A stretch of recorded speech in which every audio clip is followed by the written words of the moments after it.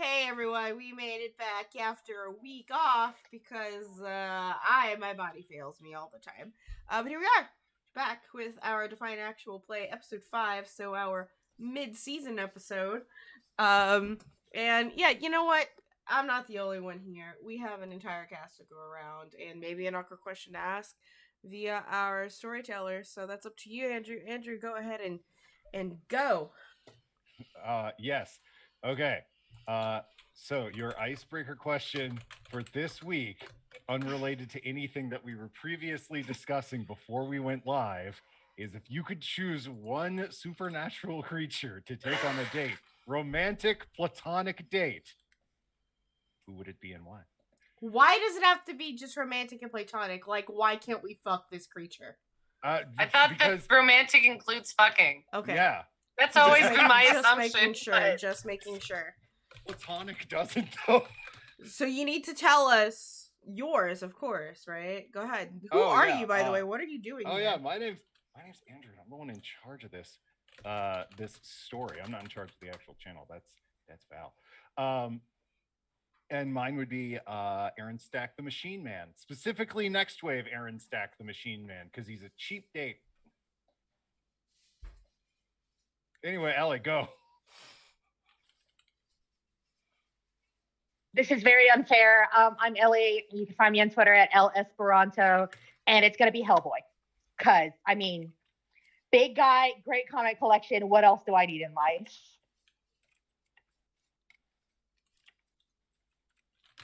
Who's next? Who are you playing? You have to tell us who you're playing. Oh, I'm Uzi. I'm sorry. I got so distracted by that question. Okay. I'm Uzi. I'm Zelik's brother, and my Adderall has not kicked in yet, so I am zooming off into the distance on this monster question. And Uzi would choose to bang probably a very cute angel with a horn. So we'll see how that goes.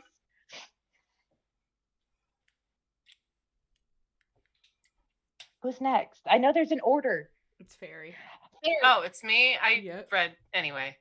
Hi, I'm Fairy. You can find me here on the internets as Fairy Serena, pretty much everywhere.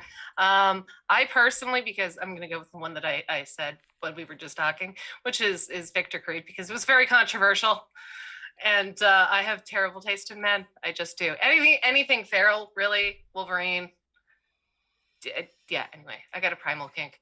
I'm playing Violet Arya, and she would probably also pick somebody who's got a primal kink to them.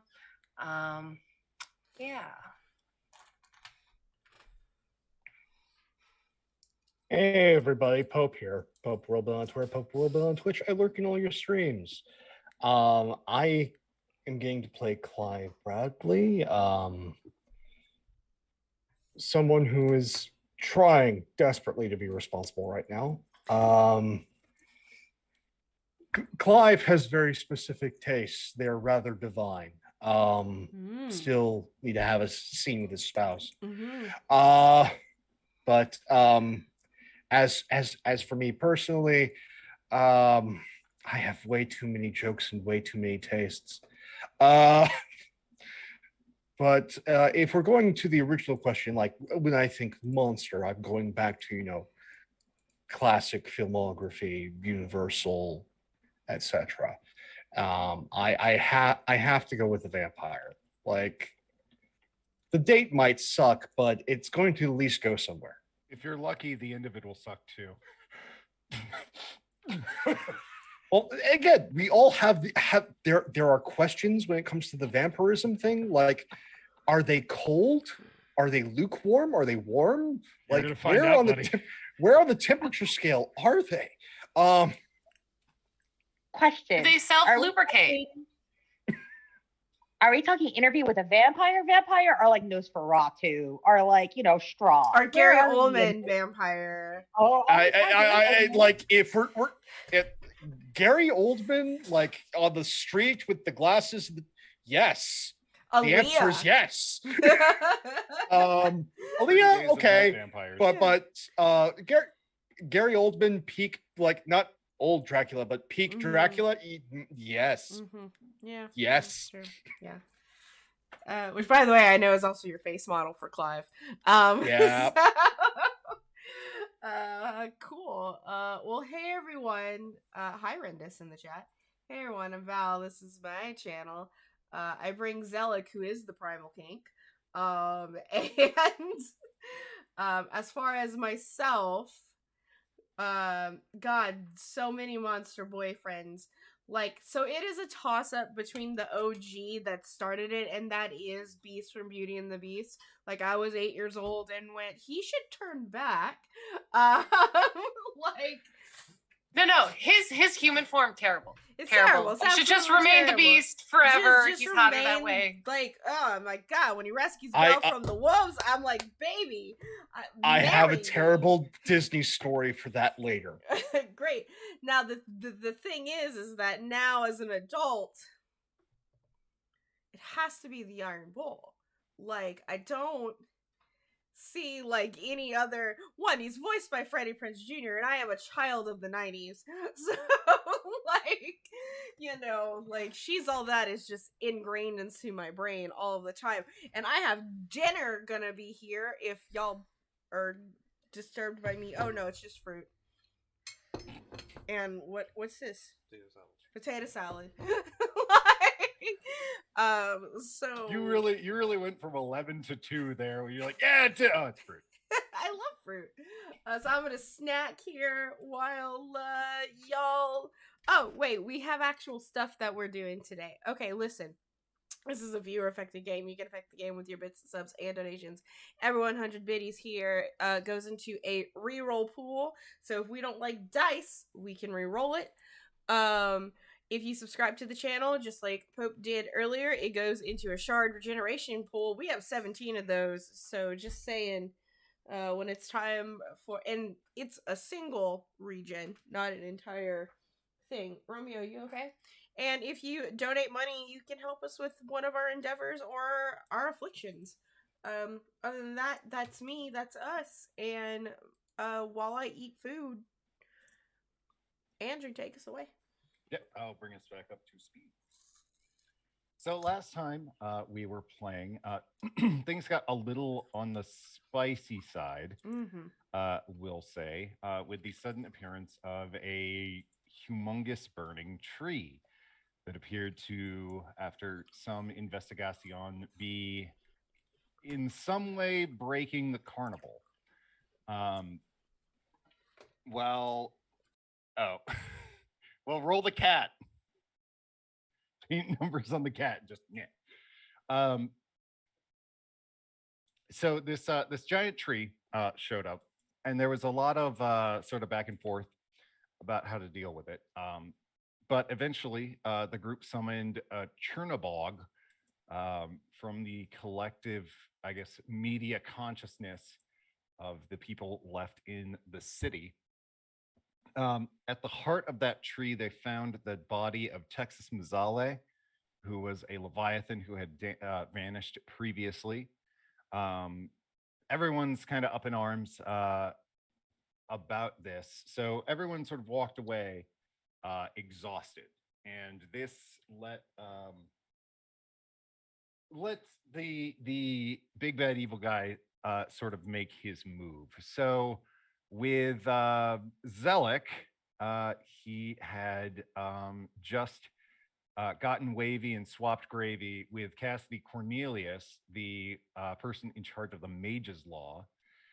And right after that, found out that Cassidy had been calling Dr.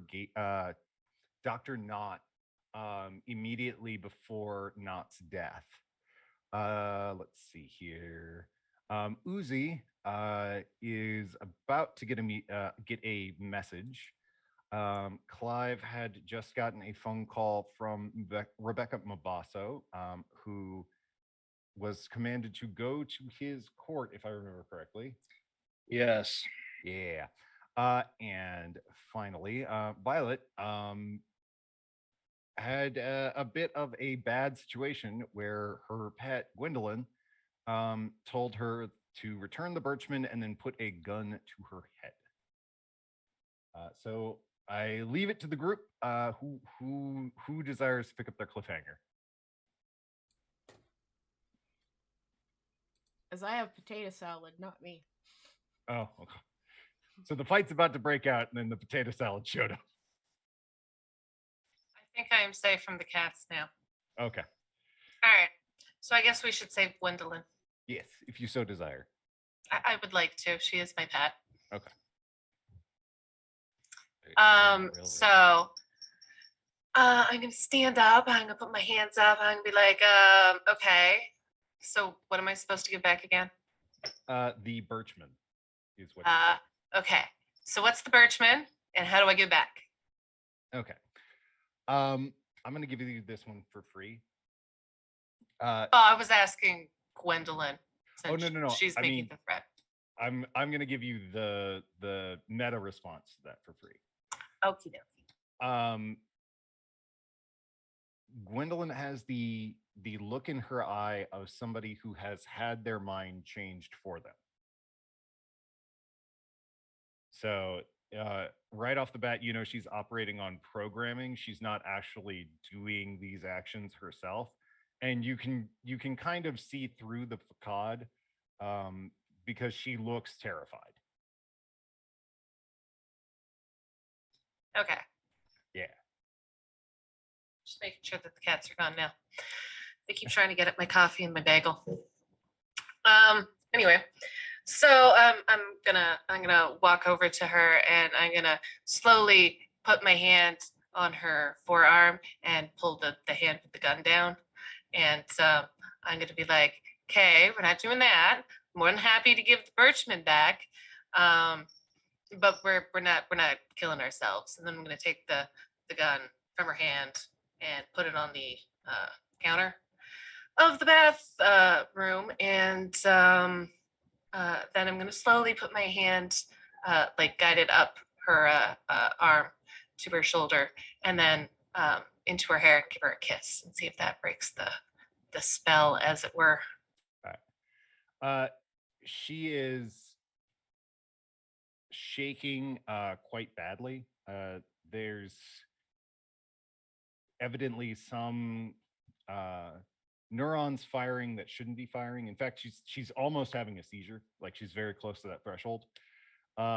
She is drenched in sweat. It feels like she's running a fever. But True Love's kiss is able to bring her out of it. And she comes out of the kiss and uses the counter to sort of balance herself, like get her footing back under her. And immediately she's crying. She's using a towel to scrub her face clean. She's clearly very distraught. I am going to console her and tell her it's okay, and I'm going to wander over to grab one of my big, super fluffy bathrobes that are like super soft. And you can get away from my coffee, thank you. And wrap her up in it and take her from the bathroom into the bedroom and have her sit down and do all of that fun stuff.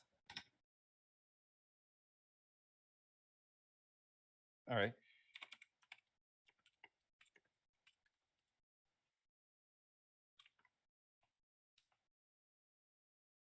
Sorry, I just received the most incredibly confusing message I've ever gotten. All right, so she's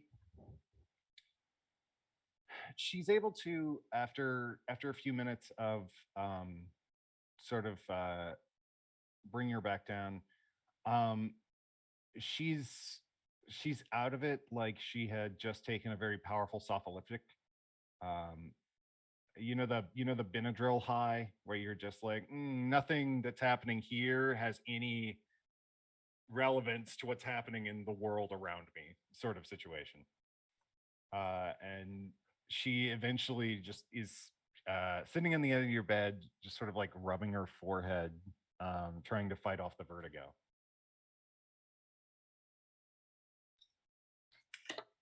It's okay, sweetie. Can you tell me what happened before you came in, or the last thing that you remember?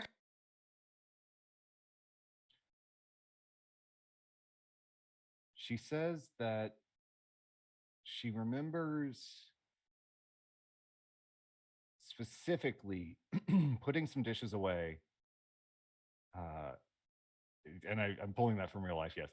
Putting some dishes away, and she had looked at the stovetop clock and seen that it was about I think it'd be about 4 would be between the last time you saw her and now. No. No, it was the shaking of the head of, oh, this is bad. Oh, okay. I thought that shaking of the head was, I don't remember my own chronology. Yeah, the tree was dealt with at about 6 p.m. if I remember correctly. Yeah, about 6-7 o'clock at night.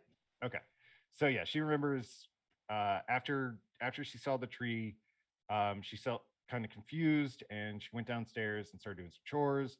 And she noticed the clock, and then she says specifically, I remember nothing after that point. All right. Well, no worries. We need to get you to bed, and I will have one of the girls come up and get you some tea and whatever you want to eat. I need to go and make a few phone calls so we can figure out what's going on. All right, sweetheart? Okay.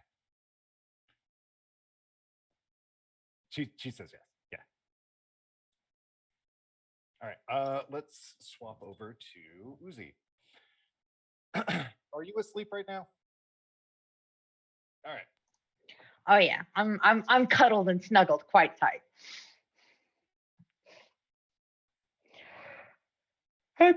I do get up for my nightly water break, as you know, per required. The things you dream about are the ocean, deep and dark, and so vast as to be completely empty. Imagine the crushing darkness at the bottom of the Mariana. Thank you. That place.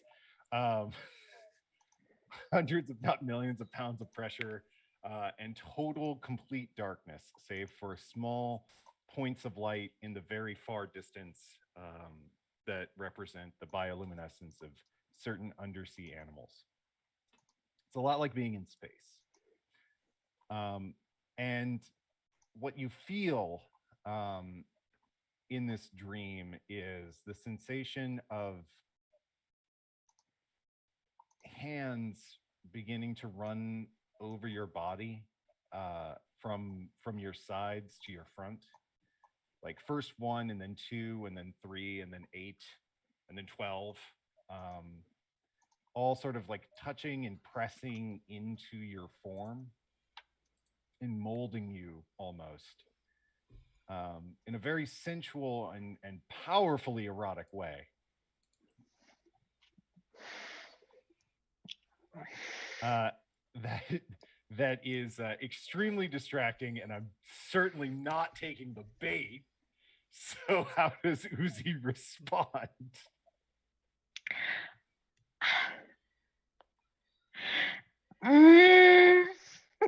You're doing a lot of gasping for somebody who's in the Marinara Trench. Okay, so if it's entirely black, except for that glowing light, Uzi is going to look at the light, shake their head, and then try to swim deeper. Okay. Almost as an indicator of his mental state, you know?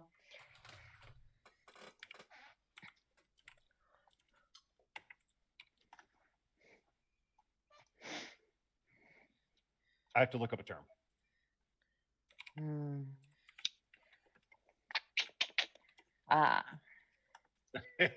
I have to definitely. Okay. I'm a little nervous now. So no. The term is pareidolia, which is the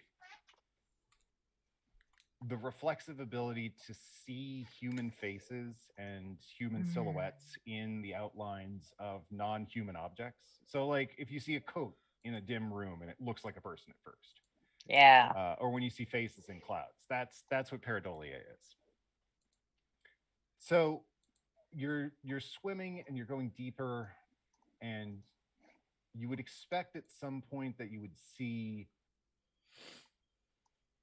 something. But instead you just perceive this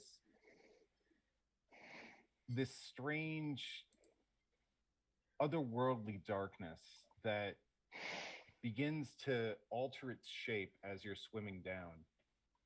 And after a time, you realize in the method of dreams that you're not swimming anymore, you're walking down this hallway. And those hands are still like touching you and caressing you and urging you on further and further down this dark hallway where you can hear your footsteps echoing.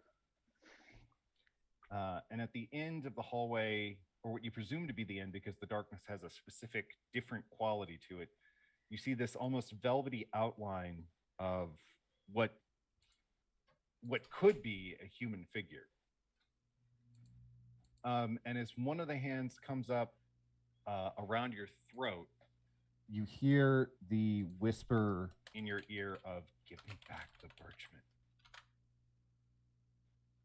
And when you wake up, your husband just through no intent of his own just kind of has his arm like thrown across you, like kind of resting on your chest and neck, that was giving you the phantom sensation of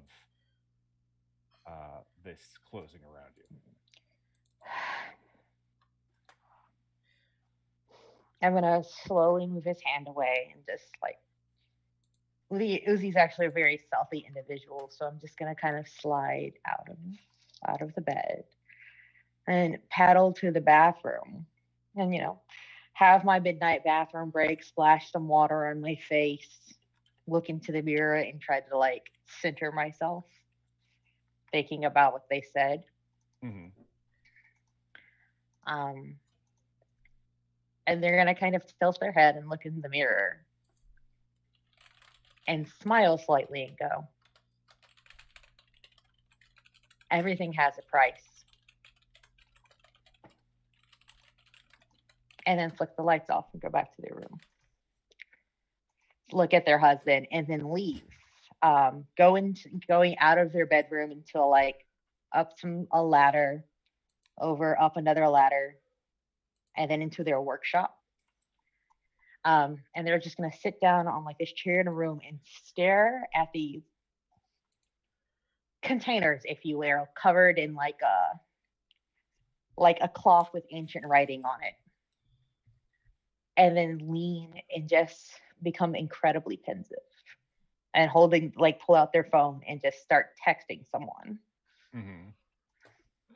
And that's, I think, a good cutaway. Okay. 1 second. And we'll switch over to Zella. Yeah. You wouldn't ignore me taking my aspirin. Nah, aspirin's good. I kind of wish I had some, not gonna lie.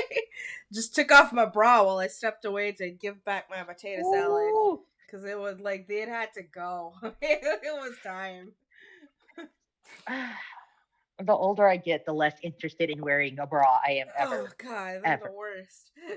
Like, after 12 hours, it was done. Yeah. And you keep trying to find a better bra by, like, shifting styles and stuff. The truth of the matter is, it's stuff on your chest. Yeah, the best thing is, like, none.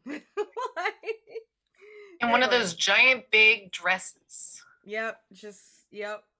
Anyway, hey, what's up? We're just talking about titties. It's fine. That's so shocking. That's such a context. Yeah. The situation at Cassidy's house is tense.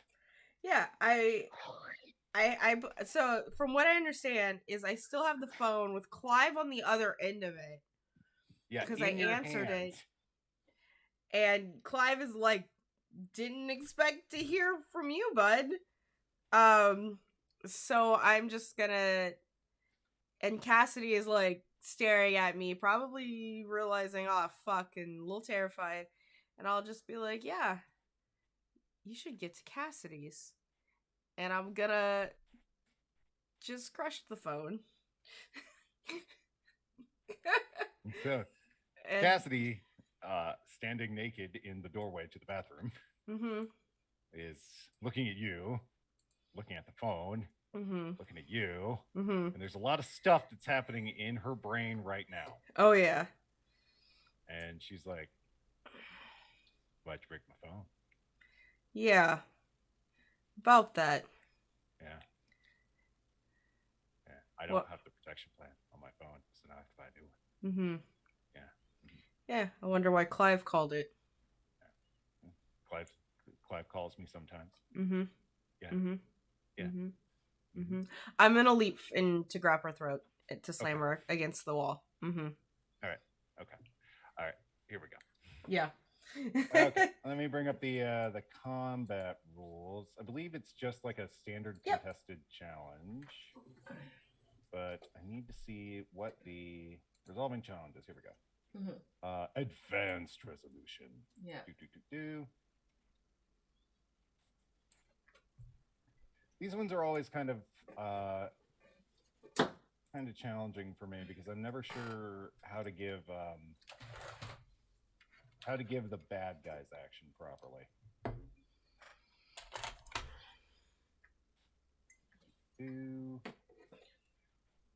No.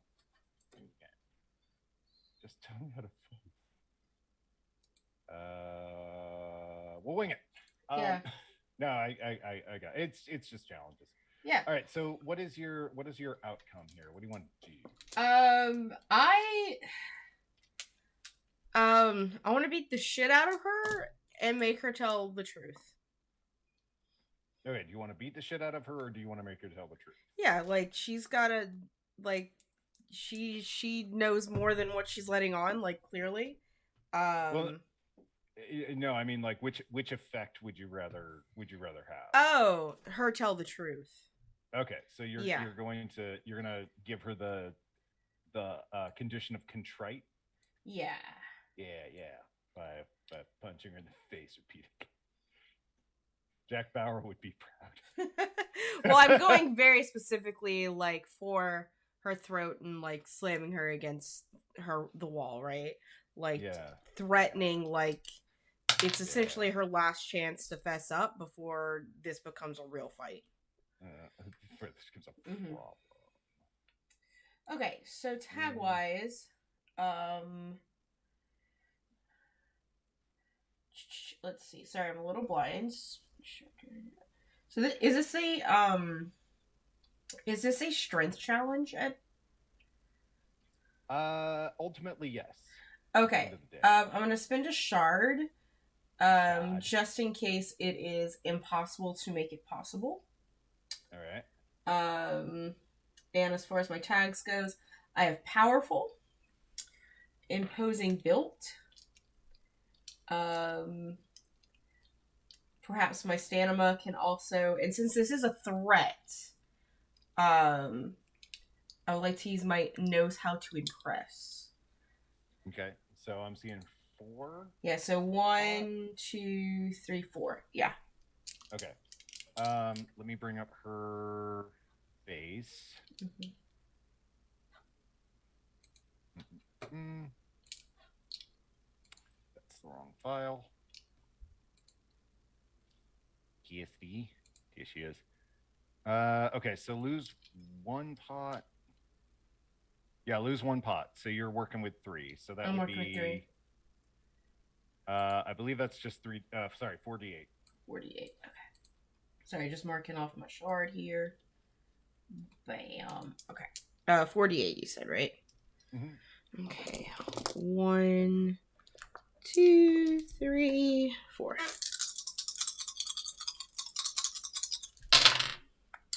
Oh, buddy, that is 2 8s and a 7 and a 2.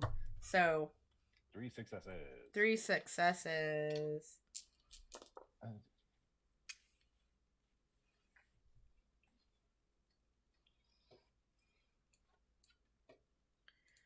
Your movement is swift, like lightning.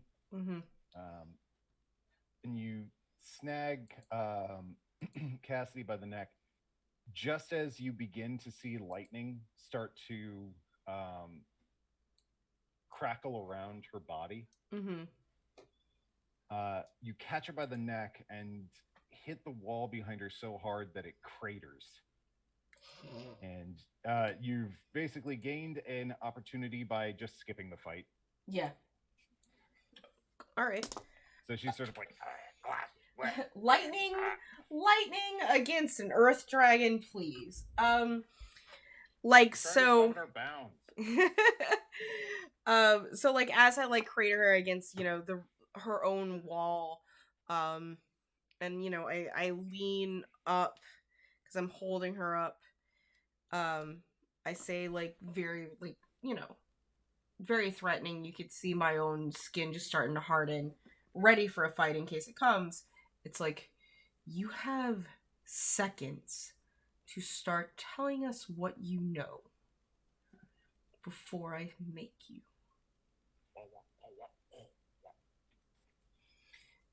She's like pointing to your hand on her neck. I like take my free hand and I pin one arm above her head, and then I take the second one, my second hand, and do the other, and just use the entire force of my body to pin her against the wall. Okay. It's very erotic, but not sexual. Like, because I'm in my jeans now, but she's not, so. Cafe bar. Yeah. Okay, so what was your question? She has seconds to tell me what she's been hiding about this until I fucking kill her. Like, it's not a question at all. Okay. So you want the truth. Yeah. At the end of the day. Okay. Yeah. Her eyes are kind of searching your face. And it's sort of clear by her expression that she's not looking for a way to lie to you. She's looking for a way to explain it without you snapping her in half, basically.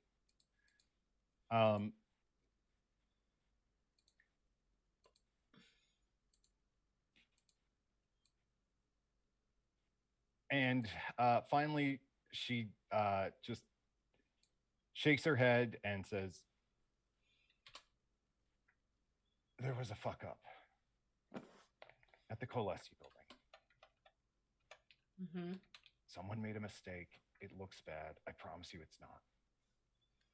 Oh no, it's really fucking bad. I don't know who, but someone at the Colesti building commissioned the building of the Birchman. They didn't tell me, so when I found out about Not, I had to do what I had to do. Mm-hmm. I was doing my job, Zelik. Sounds like your job is to cover this up. My job is to make sure that no mortals practice magic without someone overseeing them. Not was a loose cannon. He was being a free agent. He also had information of why the carnival is failing.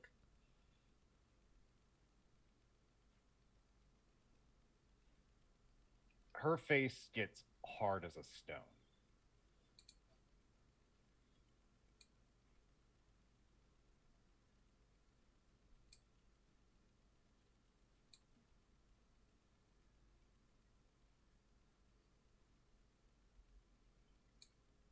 Have you spoken to any of the Deva that oversee the carnival? Talk to my wife.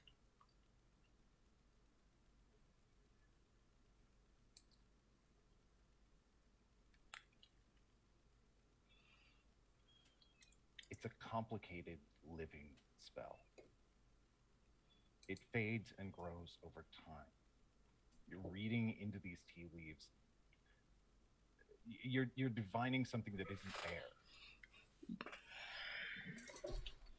This is no different than when the flood happened. Yeah, guess what? I don't. Guess what I'm not doing right now?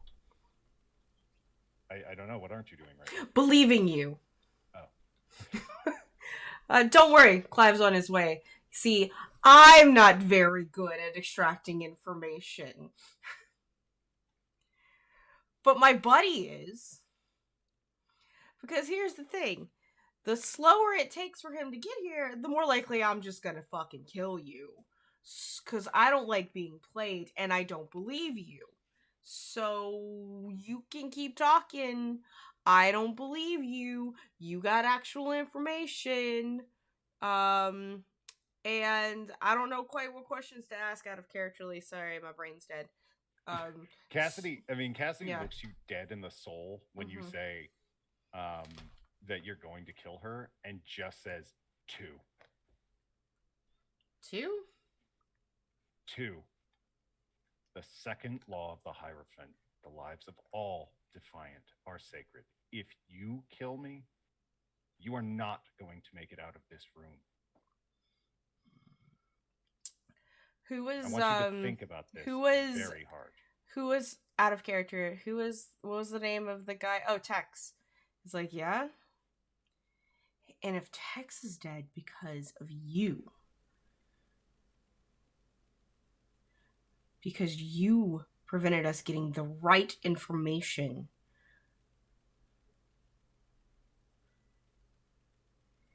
then you're not safe. Do you think? Yes. Do you think that I've ever yes. been safe?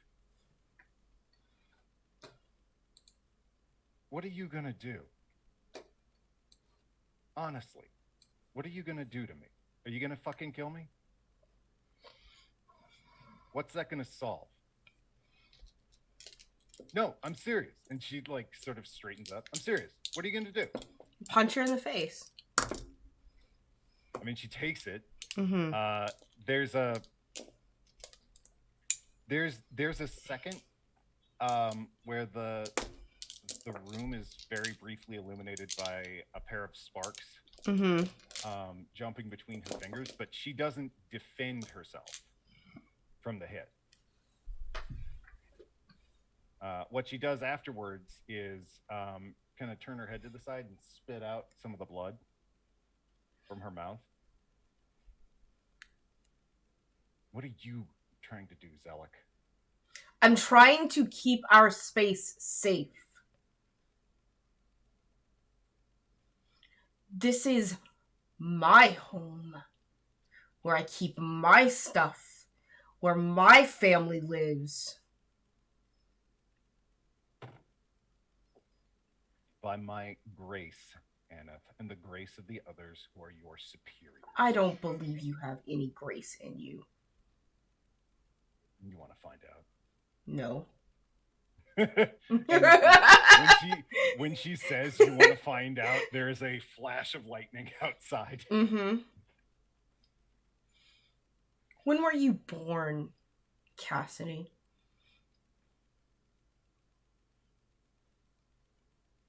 In the darkness of the old world.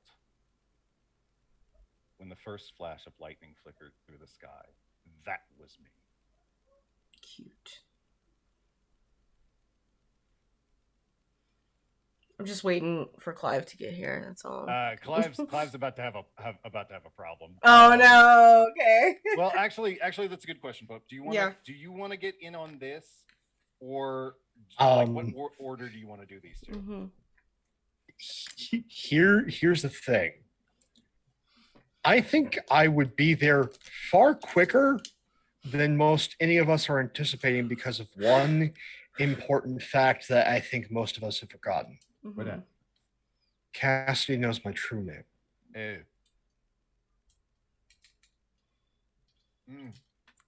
Mm-hmm. Anyone who utters that just has me appear. You may use your true name. What's the Benny for true name? Is it you just know? If someone uses my true name, it's like summoning a devil. Mm-hmm. It's like, okay, I'm on my way, but you like one, A, I know, B, you have called upon a dark and terrible force. This is also how I regenerate shards. It's like I am compelled to show. Not necessarily obey, but show. Do you wanna pop that? Sure, let's do that. Okay. So it's standard it's fixed pot 3, so you're just gonna throw 3d8. 3d8? Okay. Let's get this party started, folks. I'm here for it, yeah. Right. Nice. That is 8, 6, 4. So 2 successes. So that's gonna get you. Oh, well, yeah, you are going to be. Yeah, I mean, that kind of falls into what's about to happen anyway. So here are your shards back. So what happens is, Clive, you're walking to get to, where you're headed. And basically what happens is you push open a door, walk through it, and you're just in Cassidy's bedroom. Yeah, and she's naked. And I imagine, Cassidy and Zellick are basically both staring each other down, and then they both like, I'm just like picturing like this is up next to where the bathroom is, and just out of the closet. Just, hey everybody, I'm here too. Steps a now drenched Clive.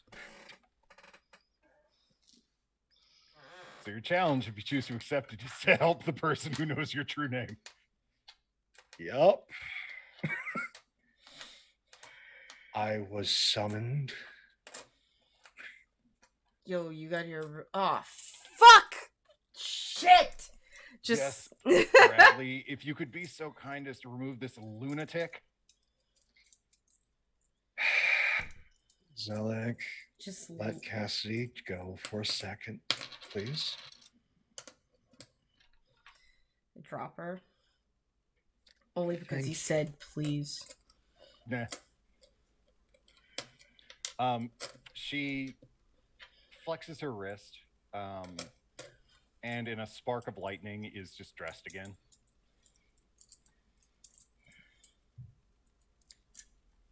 Cassidy,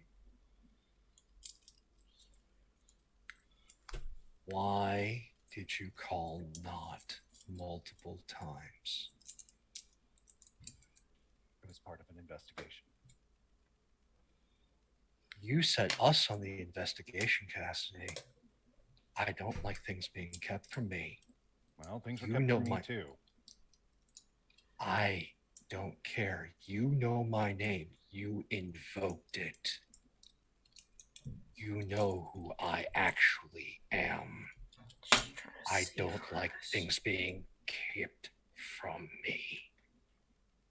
How am I supposed to tell you stuff that I don't know? Are you the person in charge of magic and mortals or not? I am, but I'm not the one who commissioned a bunch of fucking wood zombies. Fucking cops. Who did? I don't know. I'd like to find out. Give me a name, Cassidy. You summoned me. Give me a name. 0. We already know the fucking name 0. You want someone who knows something? Talk to 0. 0 killed Tex. No. Tell us what you know about 0. I know he's a guy who's trying to make things better. He's trying to make life better for the mortals. He's been doing that this whole time. Sounds like somebody who's in a cult would say. Or maybe he's actually just trying to do something nice.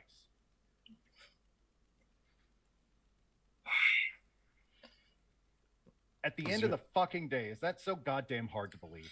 I don't think that killing Defiant is nice. We just had this conversation. Creating a cult is nice. Isn't it nice? We just had this conversation and I just let you go. I'm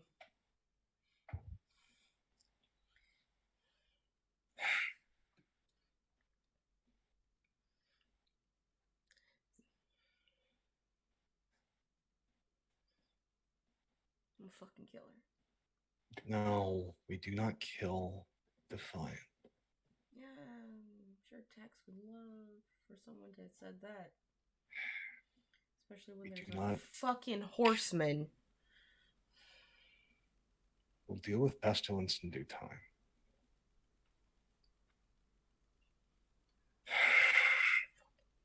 Like, there's actual, like, creaking of bone and sinew that's erupting from Clive at this point.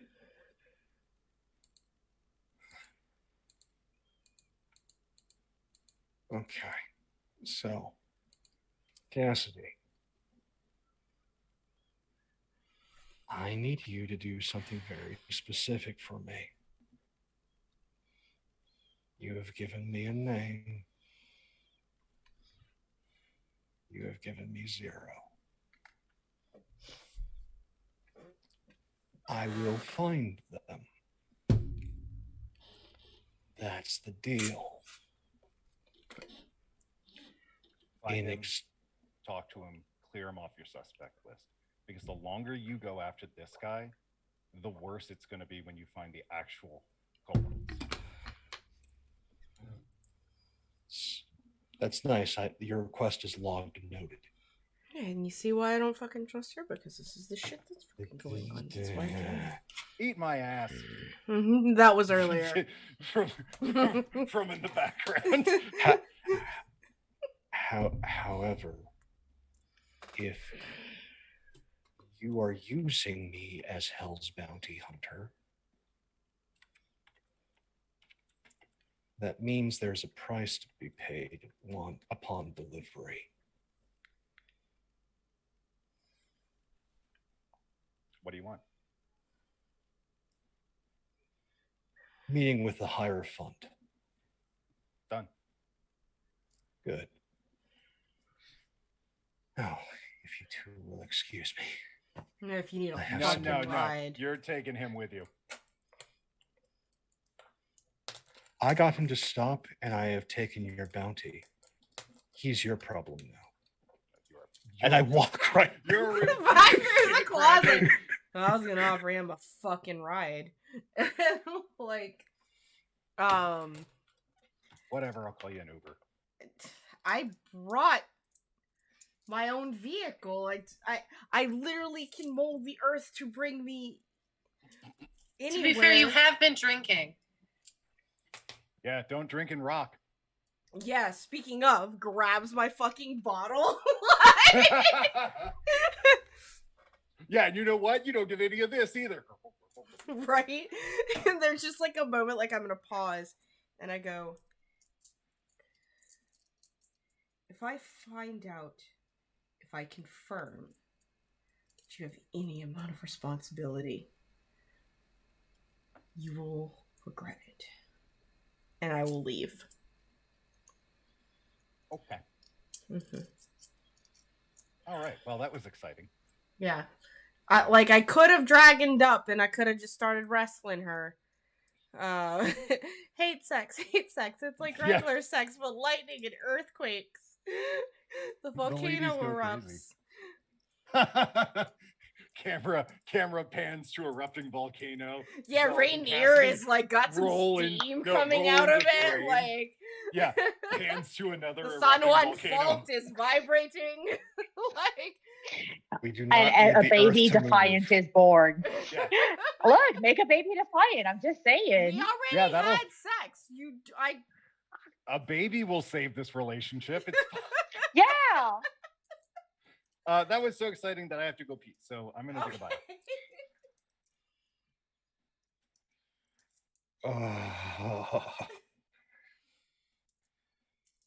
So about these birchmen. So angry. Hold up, my cat is screaming. I have to figure out why. What is going on? Why are you so angry? I'm so fucking angry. I'm in the rage. My cat screams when I leave the room. Oh, baby. Yep. The screams only happen here when a can gets opened, and then they all scream. Oh, when I go to the kitchen, I have to have 2 escorts. I no longer have a cat, but I will tell you I have a hedgehog, and hedgehogs are naturally just rude. So if you go near my hedgehog, she first she tries to hide under boxes because we have a bunch of them, and she'll make huffing sounds when you tap on the wrong box, so you don't try to find her. Then when you pull the box off, they start like hissing at you, and if you pick them up, they'll go huff, huff, huff, and they'll start like jumping, like when you see cats in like old Disney movies, and it's the greatest thing of all time. Like legit. That sounds so adorable. She has her own playpen now, and it's awesome. And she like, probably thinks she's absolutely horrifying, but she's adorable. Oh my god. Oh yeah, she has zero fear, like zero fear, and she bites people, and it's hilarious. Okay? Andrew got bit by her. Yeah, it was pretty funny. She's only bitten you and Glenn so far. I think she knows better because I have a rule: if an animal bites me, I bite them back. No, because remember she wants to eat the cigarettes. Yeah, she does really like the smell of cigarettes on people's hands, and will try to become a chain smoker. That was it. No, she bit me right there on my middle finger, which is where I hold the cigarette butt. Like she was like, "Ooh, this smells delicious." Chomp. Listen, I'm waiting for you the day you see her throw up on herself. It's super funny. My cats try to eat my fingers after I feed them treats. Aw. Oh no. Well, we'd be cute, but their little teeth are like needles. Monsters, yeah. Do they still have little kitten teeth, or are they full-grown kitties? 2 more months and they'll be a year. Oh, so it is baby teeth. It's you have a teenager. You have 2 teenagers. Oh no. Yep, they're going through their terrible teens. Oh my god, sir! Please don't sit on my keyboard like you're making stuff. Thank you. Oh no, Mikey's walking all over and turning on and off my mic and trying to do weird things that you've prevented me from doing on Zoom. But I'm also like running a production here. So like... Yeah, and in Romeo's mind, he is helping. helping. Your AD. Yeah. Hear me out. I've only ever had 3-legged cats, and you know what 3-legged cats don't do? Climb. Cats don't give a fuck. There you go. All right, cool. Continue. I have to pee now. Shit. Y'all can go ahead. Y'all caught do it. Your job. All right. I think it's you're the last one left. Yeah, I'm the last one to get hit. Yeah, where are you going, buddy? Well, after I take my jaunt back through the closet, at this point, I am like everything has been interrupting me on my way to the Celesti building. So yeah, you've been trying to go to the Celesti building for like 3 weeks now. Yeah. I think you've made it like 2 blocks in 14 days. So we're going to try this one more time. Okay. I'm just imagining Clive like creeping up on the building so none of the plot notices him. Dun, Yeah. dun, dun, The plot doesn't see me. It can't interrupt me again.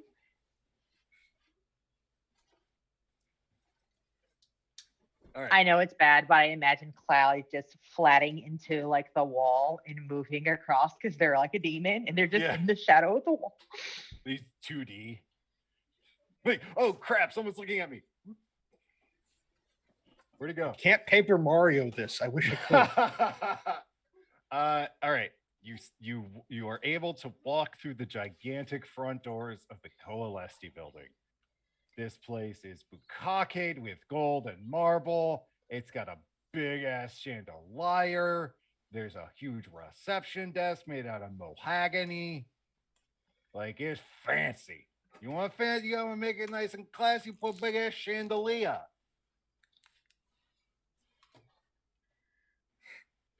So I finally make it. There's just this sigh of relief. Yeah, For a thank God. quick The chandelier falls on you. God damn it. That would, that A would just be piano. A appropriate. piano falls on you. I am not a Morris Marina. Piano Someone's painted a randomly train tunnel on the side of the wall. That's more like. Why won't anyone play tune with me? I don't get it. So, finally walk in at God knows how late or early in the morning it is. And just bedraggled, dripping with rain, slightly fuming. Just walk in and get to the front desk. Hi, I'm Clive Bradley. I'd like to speak with Sparrowhawk, please. The lowborn behind the counter looks up, and he looks kind of shocked that you apparently got run over by a bus just outside before you walked in here. And after a second to sort of process that, he nods, motions over to some benches for you to sit on, and picks up his phone. Sits on the bench, just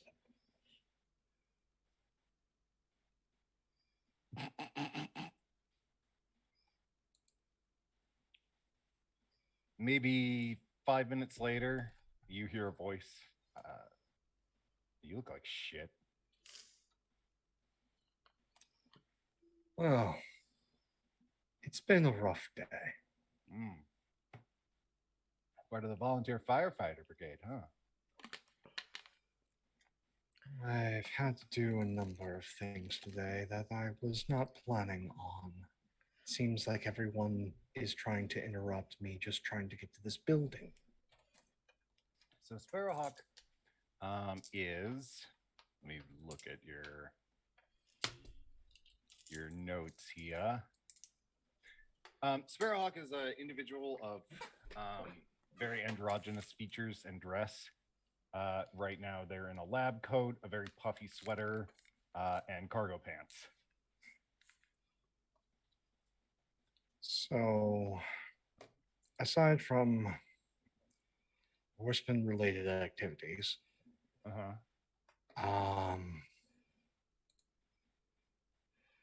I find myself having questions about who in here would order a Birchman. Right. What's a Birchman? How much you know about necromancy? Oh man, you're really fun. Nothing. What the hell are you asking me that? Of course I don't know anything about necromancy. I keep my nose clean.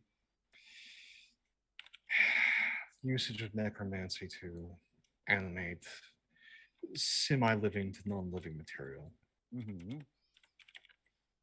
It is incredibly loyal and highly durable. Yeah. And takes a lot of components. So somebody in this building, apparently according to Cassidy, ordered one. From someone who's not supposed to practice magic. Yeah, that's not bad. Quite. So, who do you think in this building go on would order one? I'm not sure. That's a good question. So what do they do? Again, it's like having a golem. You can have them do whatever the fuck you want. Though I wouldn't necessarily suggest fucking one, but they're great at retrieval and pummeling things. But why not just use a lowborn? Because you need them to be able to repeatedly do something that a lowborn might just get squished.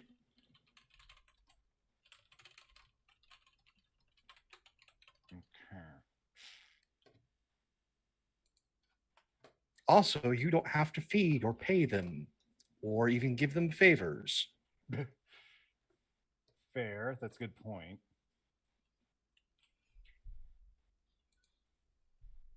I'll do some digging, but that sounds very strange. Yeah, it's strange that, Cassie's been kept in the dark about something that's happening in this building. It's strange that Sparrowhawk kind of spreads their hands and they're like, well, office politics are here too. We're not above them. Yeah, but in normal office politics, when something goes wrong, maybe, the water delivery is late, or all of a sudden, the packing peanuts are the wrong size. When there's an office argument in here, we have trees that all of a sudden cause people to, go wrong in the head. Wait, the tree have something to do with the birchman? I am fairly certain that they're somehow tied together, along with the fact that, to my knowledge, there is something amiss with archangels, and that might also have some ties to Knott's death. That sounds complicated. I have had to fight my way for nearly 24 hours just to get here today. You've been fighting people? Esoterically, verbally, not physically yet. Clive.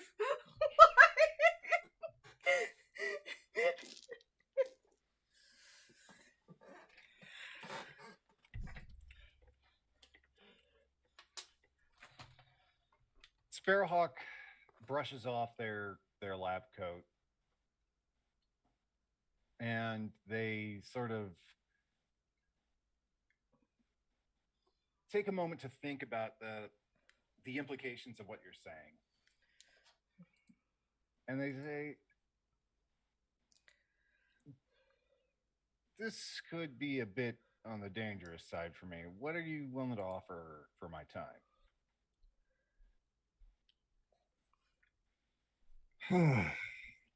Well, there are two things that I can offer up. One is you can get a guided period of time in the private stores of my library. Or I can see about making an introduction. I know a lot of people nowadays.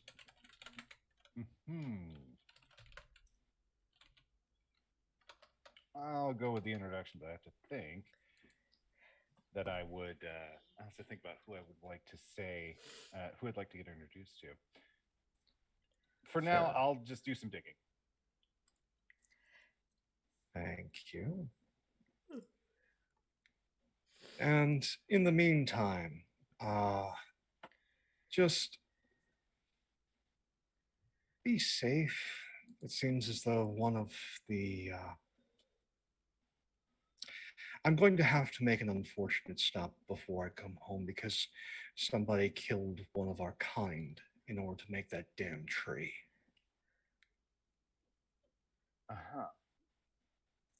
This is your necromancer? I'm not certain, but a individual Leviathan was sacrificed as part of the summoning for that horrific monstrosity in the park. That is unnerving. Their spouse needs to be informed.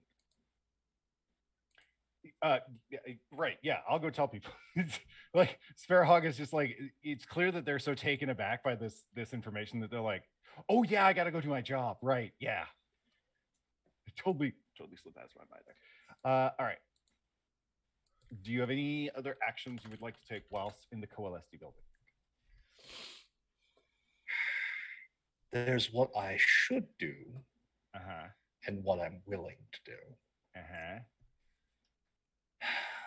So, given the security in this place and the people that I could very much upset, I am not going to progress with Plan Be Angry.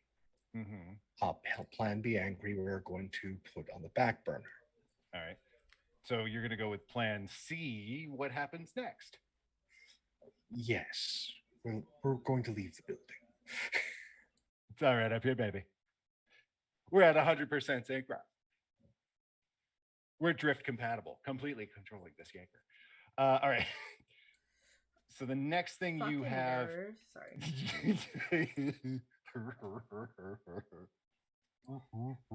That is that Pacific Rim reference. I also just finished Iron Widow, so. You finished what now? Iron Widow, it's a book. Read it. Oh, is it good? Yes, read it. Okay. By... It's about Wusaten, and it's about polyamory and mech suits and stuff. I haven't read it yet. Bisexual polyamory, giant robots versus kaiju. Let's go. But with like Chinese mythology, it's supposed to be very good. Jiren J. Zhao is the author. Okay. I've been proven wrong before by stories that have the identical titles. You should read this really good book. I read it, Speed Crap. Like, no, the other one. I'm trying to think if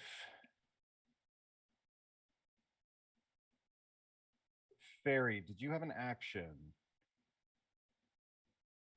I have not taken one, aside from I'm going to go into the other room and call people. Okay. Who were you calling? I was going to call Clive and them and be like, "Hey, what's up?" So my little pet kind of got amnesia at what was it, 6 o'clock? 4 o'clock? Okay, 4 o'clock. And she can't remember anything after that. It's all very strange. Did they look at the tree? No, they looked at the clock. Well, they did also look at the tree, but they were looking at the clock when they got amnesia. Is there anything tied to this amnesia aside from amnesia? Well, she tried to kill herself. There we go. That I kind of buried the lead there, didn't I?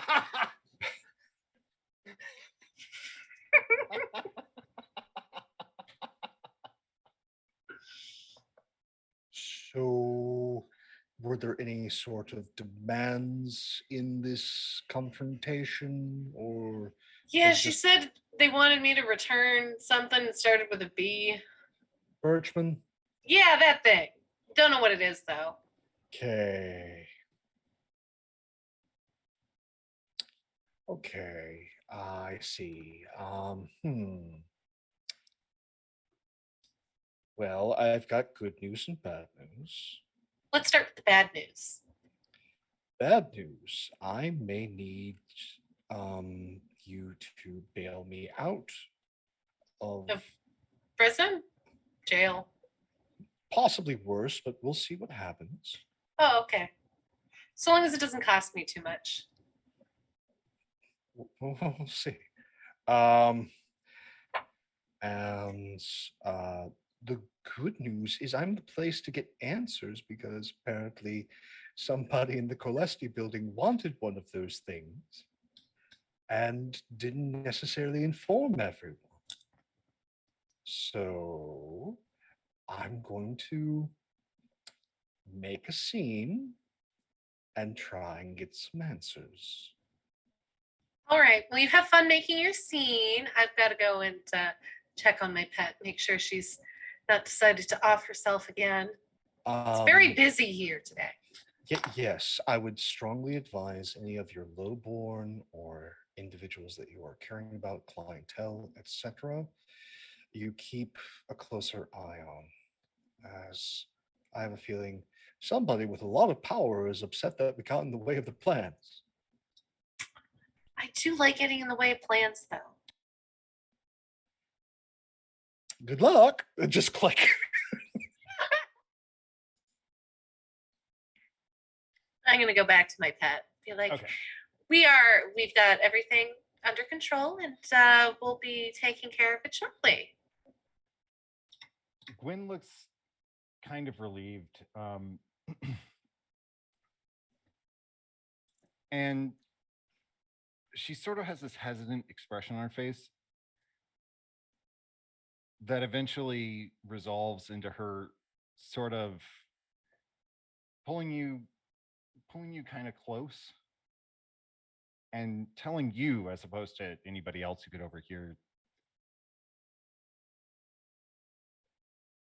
do you remember when I said I didn't remember anything? I did. It was kind of a big part of the whole deal. I think I do remember. I don't know how to say this. I remembered nothing. Okay.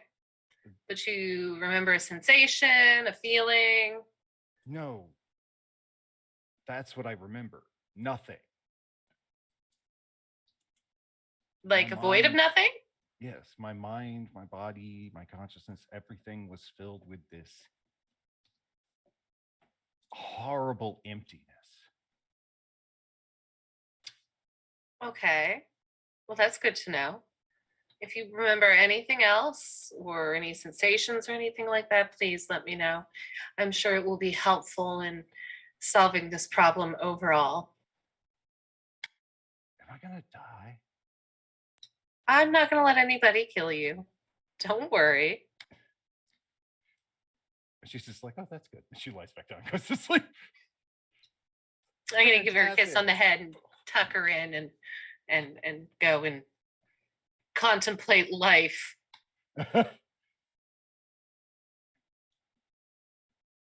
Let's. Okay, I've got 110 to pull, but let's bring the Annis together. Why don't we take Bio a little bit early? So we'll take Bio a little bit early, and then we'll come back and get the Annis on Team Investigation Squad, Teen Girl Squad. For all 8 people that watched that, including me. No, dude, it's totally spies. Come on.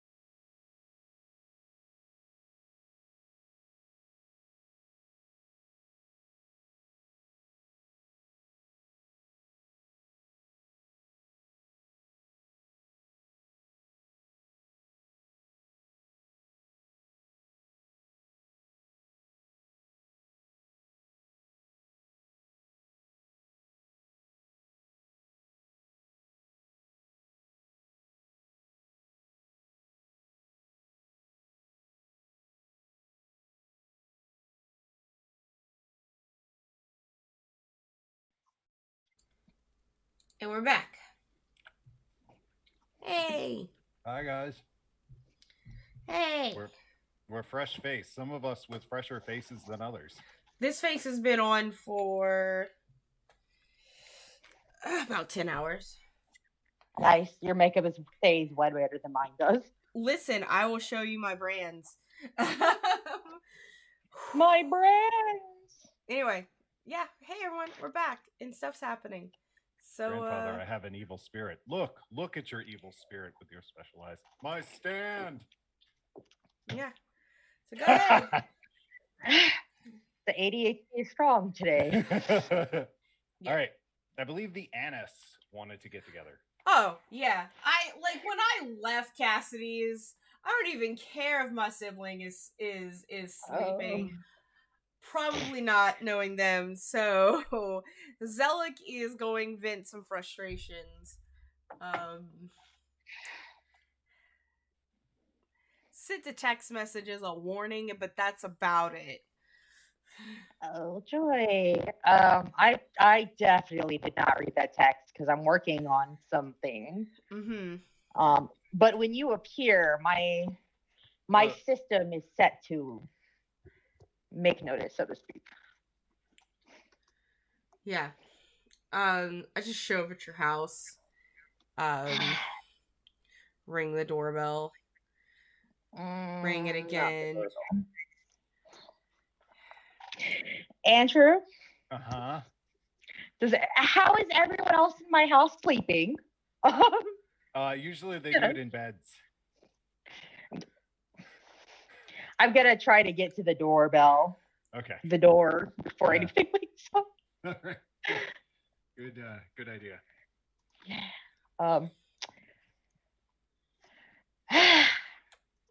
How'd your date with your murderer go? Yeah, she's totally a fucking murderer. Oh, darn. I'm so sorry, Zelik. Would you like to come in? I have some leftovers. Oh, I am fucking famished, so sorry this is empty. And I just hand you the glass bottle. And it's like, I fucking knew something was up with Cassidy. Fucking knew it. Look at Violet, look at Mary, just shaking her head at me. Yeah, no, as soon as it came off my face. Well, sometimes people just aren't what they seem, or even more she's than exactly what I seem to be. She's a liar, a manipulator, a gaslighter, and I don't feel like she's the only one. You know, she told us Zero's all freaking nice, just opening the leftovers in the kitchen. Like, is there wine? No. Listen, I don't know exactly what the fuck is happening. I just know something is fucking happening. My instincts are tingling. She fucking knows more than what she's letting on. And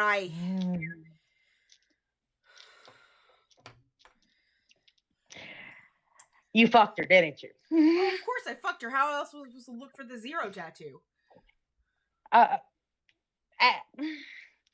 Fair enough. I'm gonna go into what I like to call the Zelik alcohol closet, where I keep, I keep what I consider lesser wines and spirits because, let's be honest, quantity over quantity. Yeah. I start just pulling out some bottles and just put them on the table. That would probably taste better reheated, right? I just friction my hands together to warm it up. That's what and just goes onto a tangent for a hot second as I'm doing that. You know why young Earth creationism is stupid? Other than it not being true. But the really stupid thing that they just never think about is that for the continents to move that fast, that far apart, so much heat would have been generated.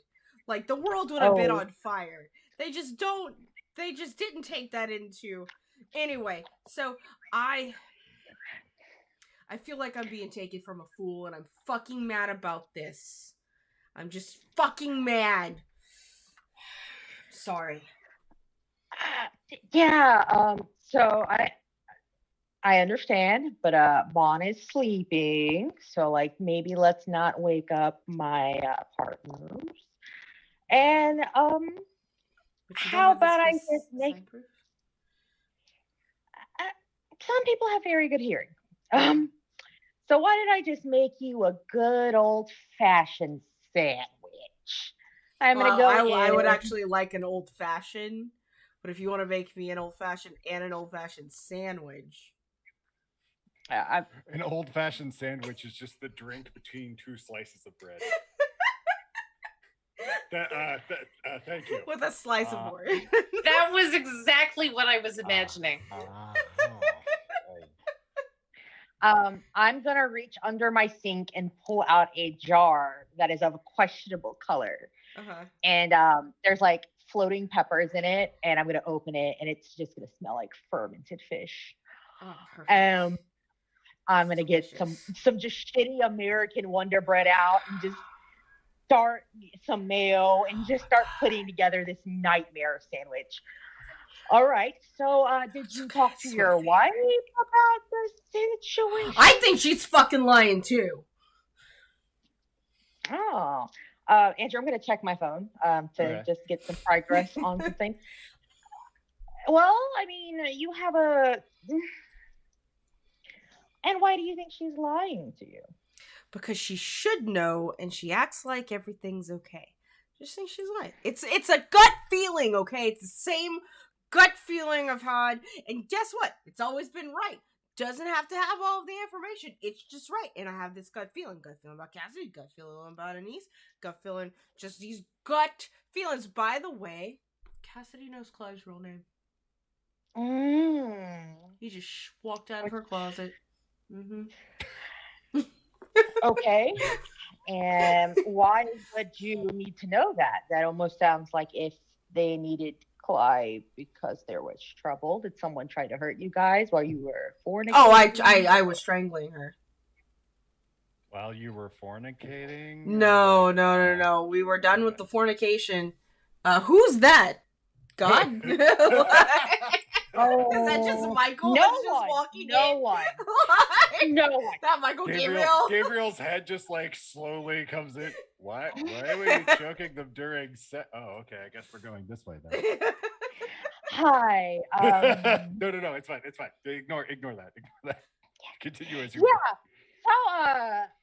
So, that aside, as in like trying to get them back in the mood, choking them, or like no, I'm trying to break the second rule of the carnival and get myself killed choking.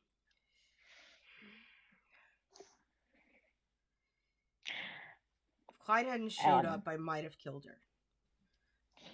And you would have died. Yeah, well, we're already dying. Haven't we always been though?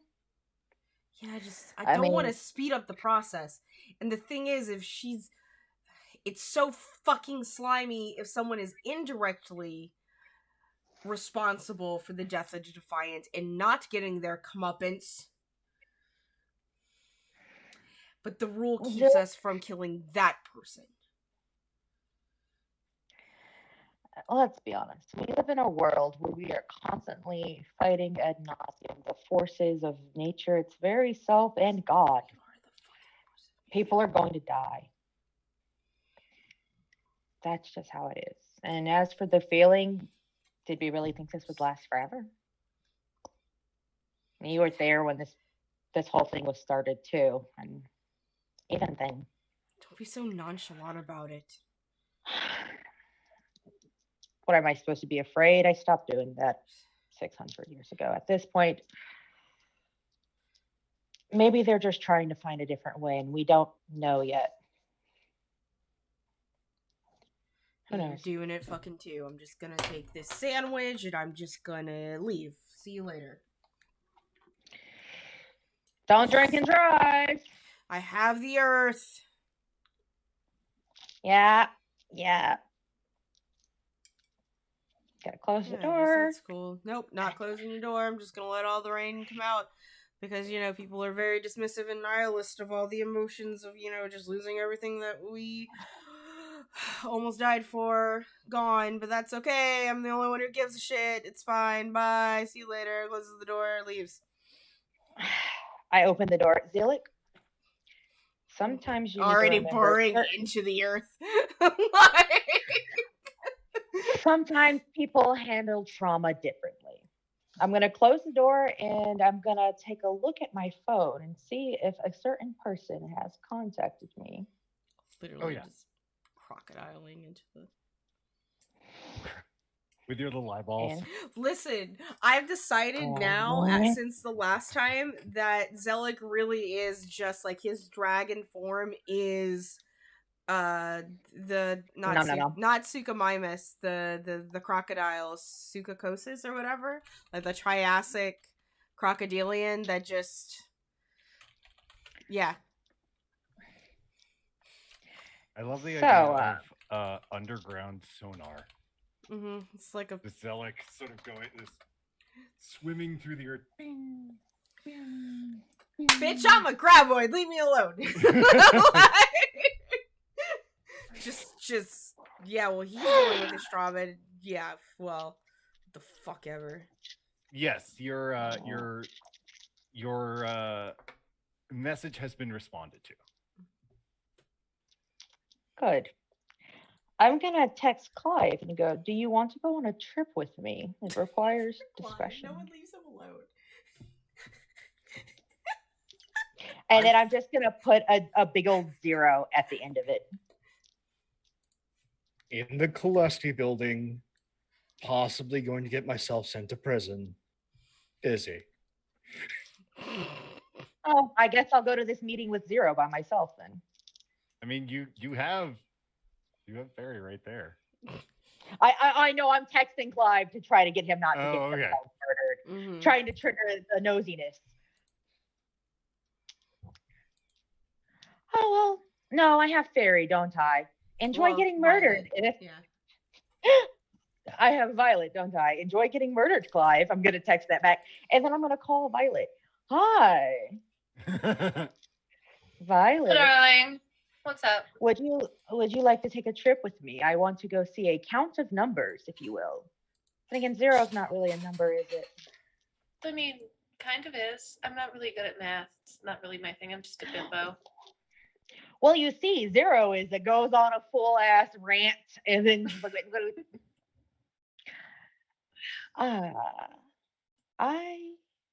so are you interested? Or are you staying out of it? You can make some time if you want to go to a meeting. Good. I'll pick you up in 20 minutes or so. Sounds perfect. I'll be ready. Perfect. I am gonna go downstairs and to my little room. I'm going to pull out my phone. I'm gonna pull off the cloth. Gonna take a picture or two, a couple of them. Put the cloth back. Leave the room. Magically lock it like crazy. And then I'm gonna go see my husband. And I'm gonna go, darling, I have to go out. Do me a favor and try to keep yourself and your guests safe, please. Okay. Yeah. It's becoming the next day. Oh yeah. Like quite soon. I'm gonna give him a kiss on each cheek and go, you will always be my heartstrings. And then I'm gonna leave. I'm gonna get one of my nice old vintage cards and I'm gonna go pick up Violet. And hopefully somebody answers their phone on the way. Are you calling them? Yeah, I'm going to call Zillick and go, get in, bitch. We're going shopping.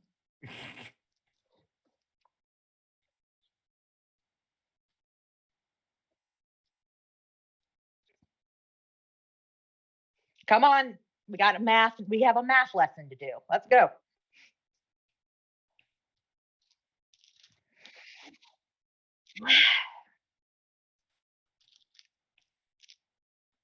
But dust yourself. This is vintage.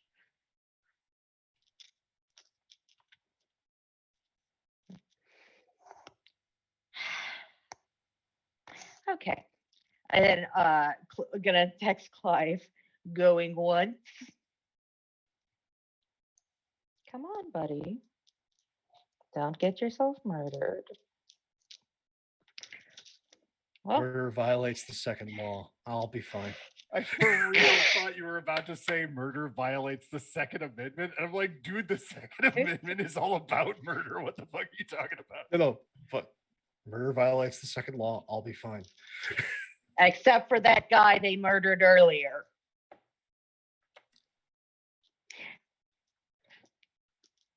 Except for that guy they murdered earlier. Except poor fucking Tex. No insult to you or your house, but I am far more dangerous than Tex ever imagined he was. Enjoy. Zilla, get in the car. We're gonna go get Violet, and I guess that's how we're gonna have a nice driving montage. So Zelik went back into your house, took a shower, and then came out in like a completely new set of clothes because of course he has a set of clothes at your house. And just like a thermos of like coffee because he had that brewing while he was in the shower and all of this. You know, he's got his hair up in a messy man bun now because it's soaking wet. And like, yep, I'm good. Brother, on the way to Violet, you know that I adore you. Mm-hmm. Do me a favor. Could you like call before you show up at my house and wake up house guests and things? I sent you a text. If the text is not answered and it is past 11 p.m., maybe your brother is busy. Doing stuff. Who wants to get a phone call these days? Well, I assume that if I called you, it would ring the bell on the phone and thus would wake people up, and that's how that works. Yes, but but I knew you were gonna be awake because everything is on your mind and you're working in your workshop. You should just get your people earplugs. So the answer is no.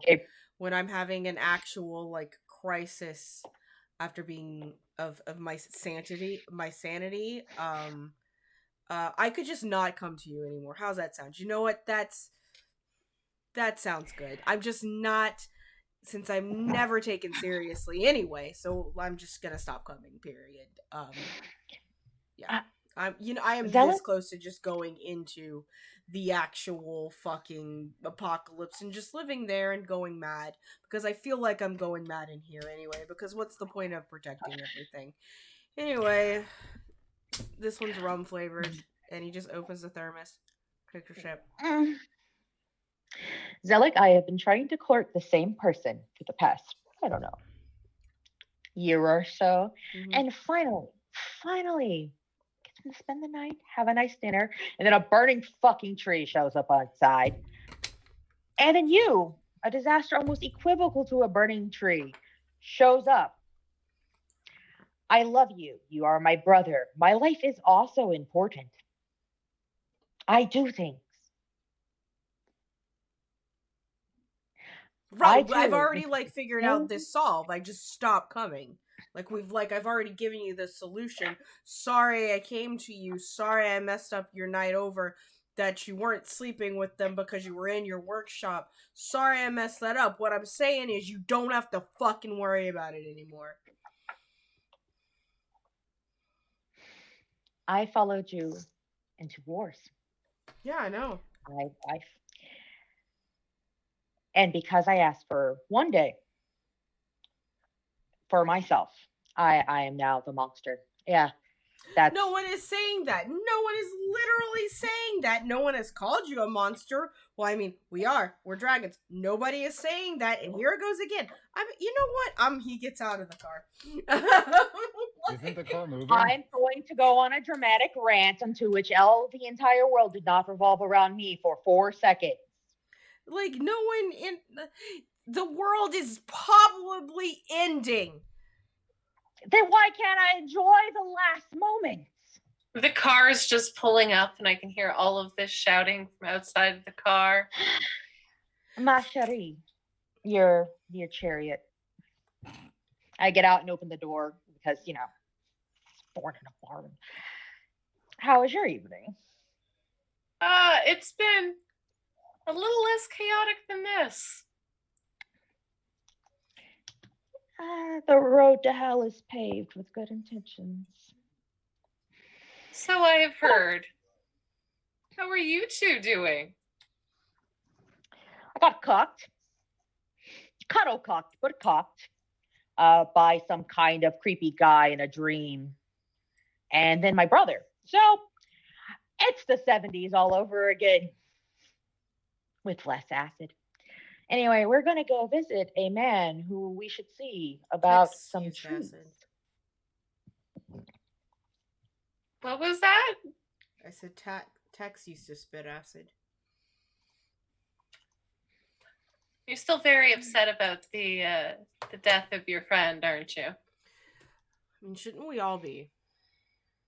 I mean, I didn't really know him.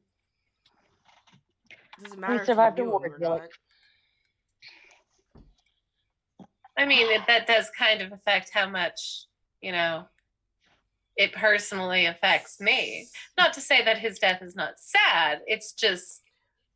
No, see, Zillick is grieving. Therefore, we all must bow and grieve with him.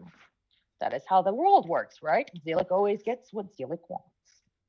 I never get what I want. I did. I grew up with you. Let's leave it at that.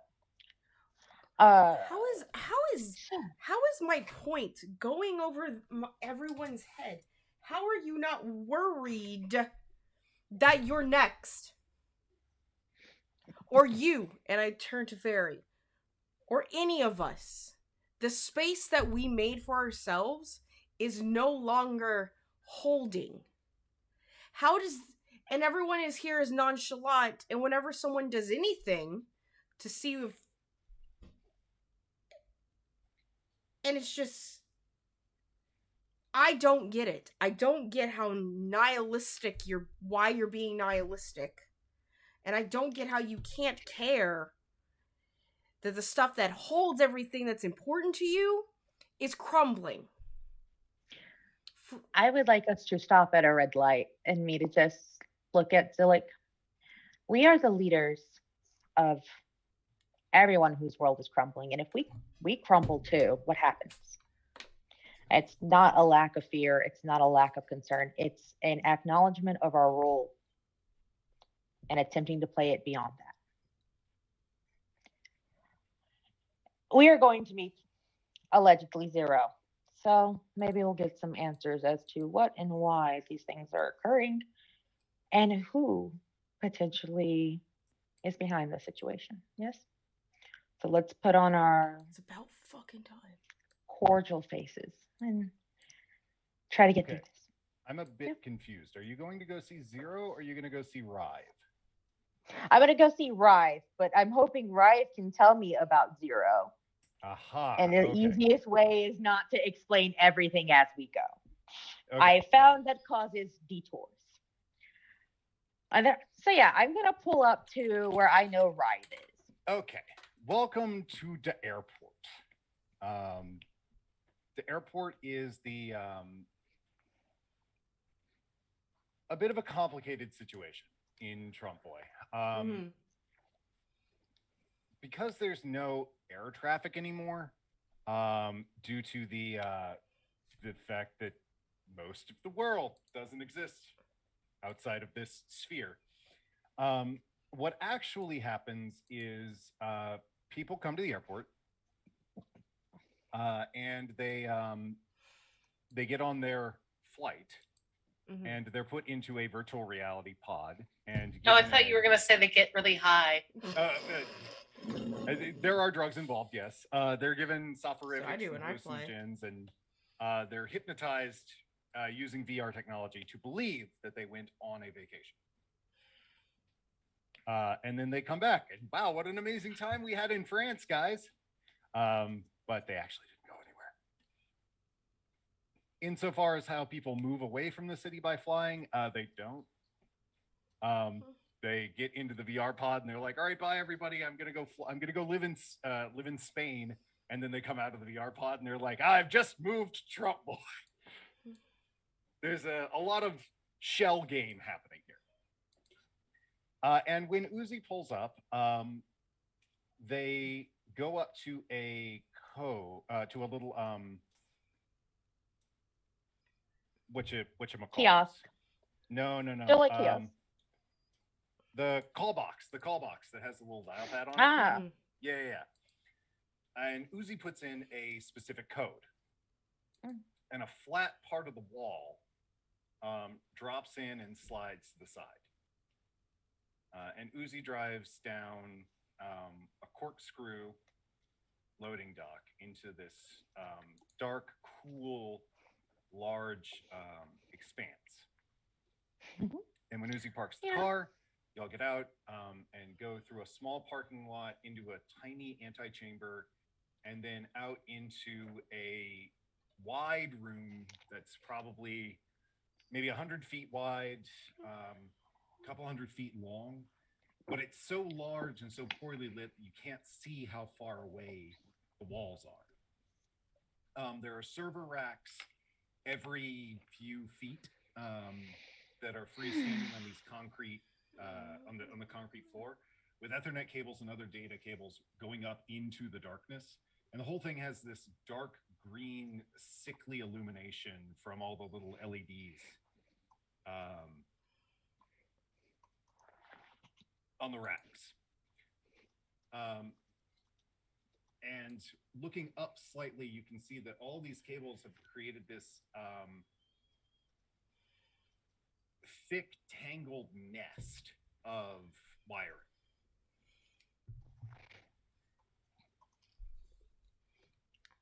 And it's silent in here, other than the humming of the HVAC unit.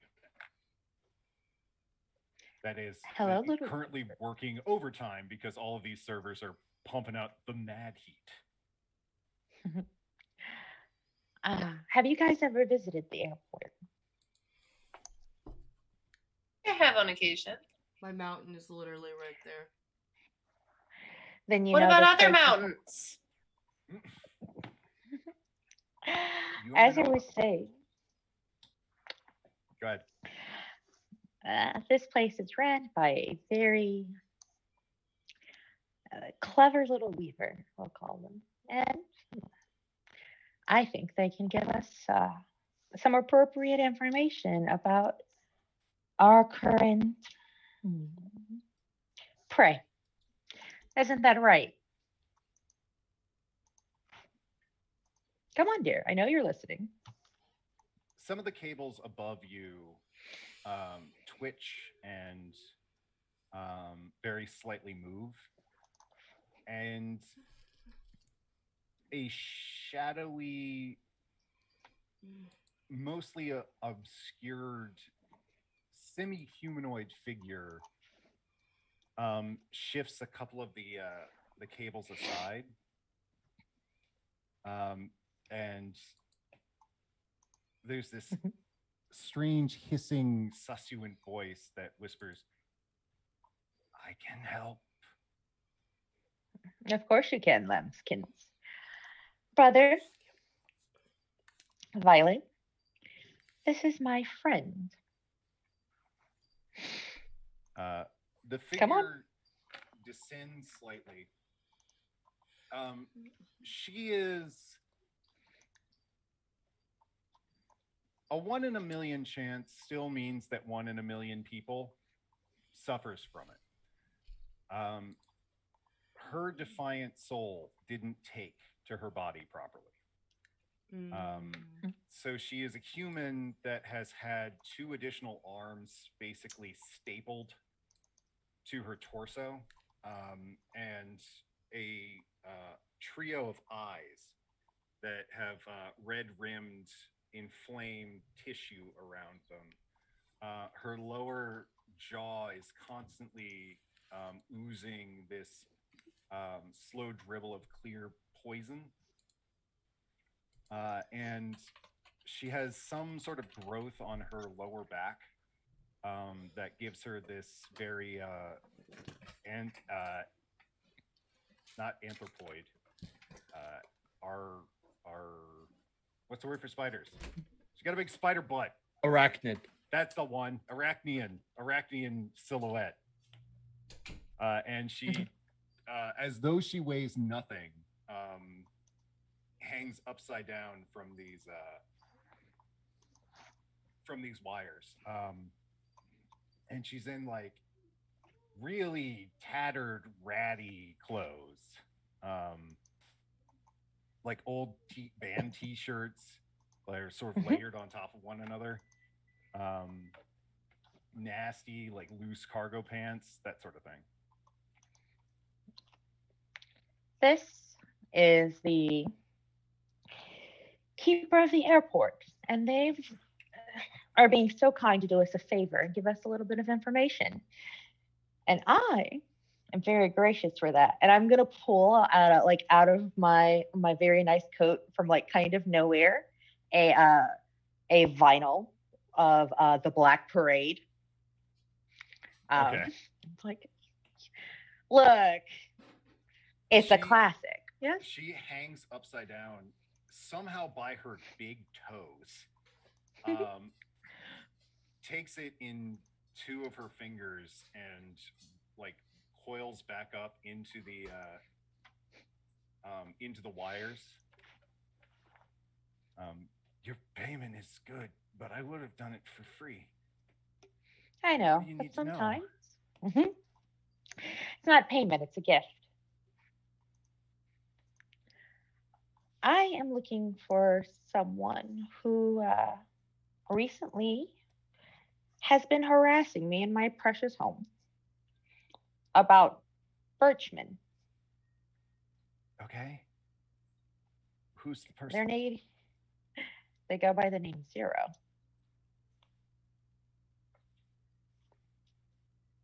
The Spider Woman nods, and she sort of looks between the three of you. Violet, you can see when she looks at you, she looks away really quickly, like bashfully. And she sort of skitters back up into the darkness, and she's, "I'll do it, but I'm going to do it over here. I don't want to let you watch me." That's okay. I'm gonna look at I see a pile of like really like clearly messed up quartz.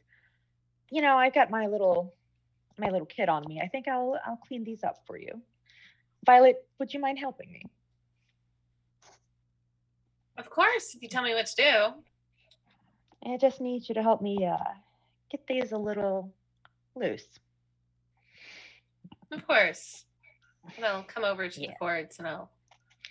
Yeah, we're gonna start unraveling and repairing the cords. Okay. Do you want to wait for Val to get back?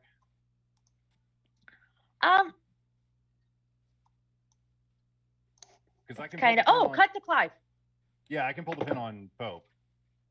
Yeah. It's a bit early for pin pulling, but okay, let's go. I got a big pin. Get him. Okay. Oh, Val's back. So this might be. Get him anyway. This problem has been solved. Hey, Val. Hey. You feeling better? No. Oh, do you need to stop? No. Okay. What you saw was Uzi told this weird spider lady, find me information about Zero. And the weird spider lady kind of crawled back up into the shadows and was like, okay, I'm going to do it. Violet and Uzi broke off from the group to go, or broke off from you to go fix some cables. So Zelik, where do you want to go? What do you want to do? What's action you want to take? At the airport? Well, in the server room below the airport. Okay. If you're going to do anything to occupy your time while she's searching. Okay.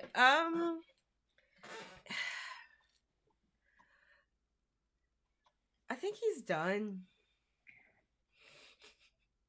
He's contemplating his existence at this moment. That's what he's gonna do. He's gonna sit there, sip his coffee with his sunglasses, and contemplate if this is worth it. That's his action. Above you, you can see what almost looks like an interpretive dance in the shadows. Mm-hmm. You can barely make out Ride's form undulating and squirming, her hands dancing and caressing across all of the cables, in an almost beautiful display. Mm-hmm. It's almost soothing. You can kind of feel it. You can kind of feel like this is sort of a ritual. This is Okay. more than just a dance or a computer search. This is something deeper and bigger than that. Yeah. And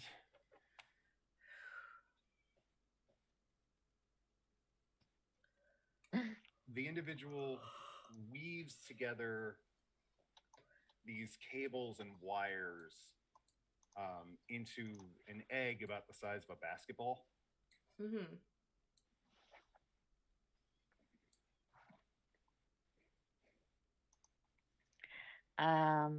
I am going to start reciting the poem that is Arachne in Ovid's Metamorphosis.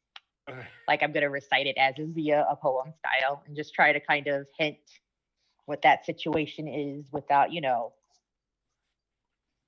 drawing, She slowly lowers herself on an Ethernet cable, upside down in front of you, Zelik. Mm-hmm.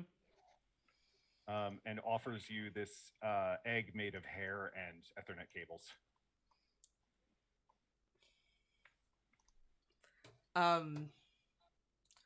What is this? This is your answer. I've birthed it for you. Oh, I did not consent to that, but thanks. Oh. Like, wait, time out.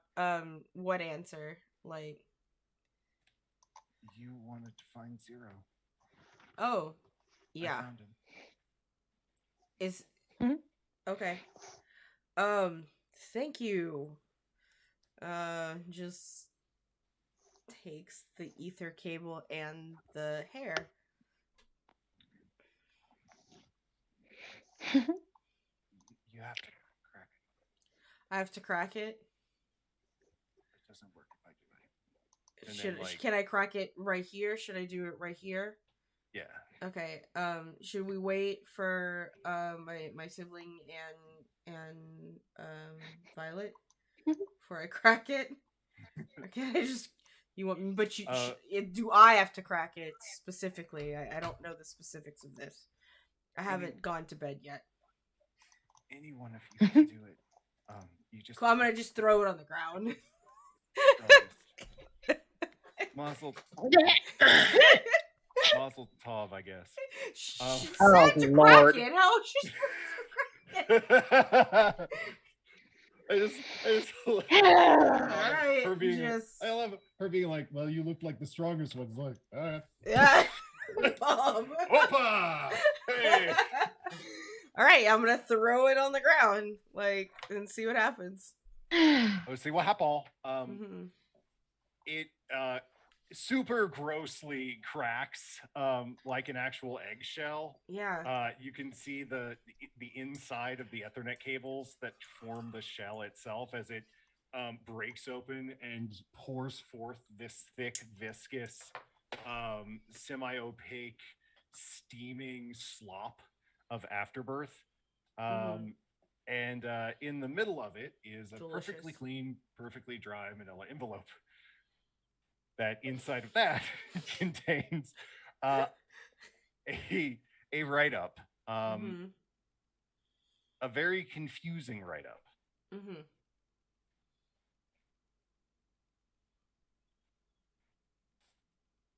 It says, the individual known as Zero came forth and set up the Zero's movement. It's not nice to say personality movement because that's sort of the polite way to say a cult. Started the movement earlier this year.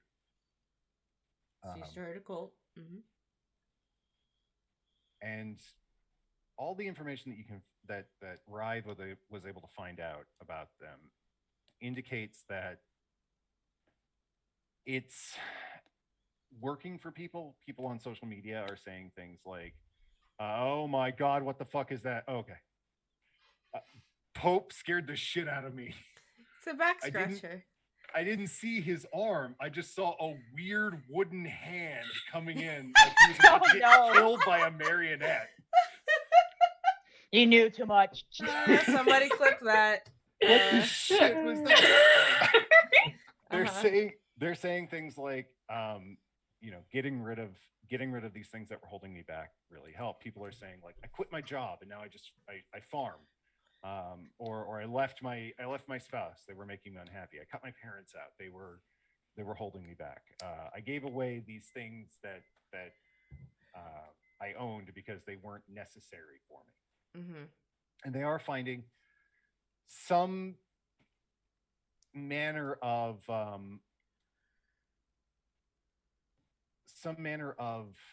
peace and comfort from this. What you also see is that Zero doesn't have a very large presence. People aren't flocking to his house. They don't know where he lives. He shows up at the larger group meetings and gives a speech, but most of the people, like most of the smaller cells, are headed by somebody who is higher up in that organization.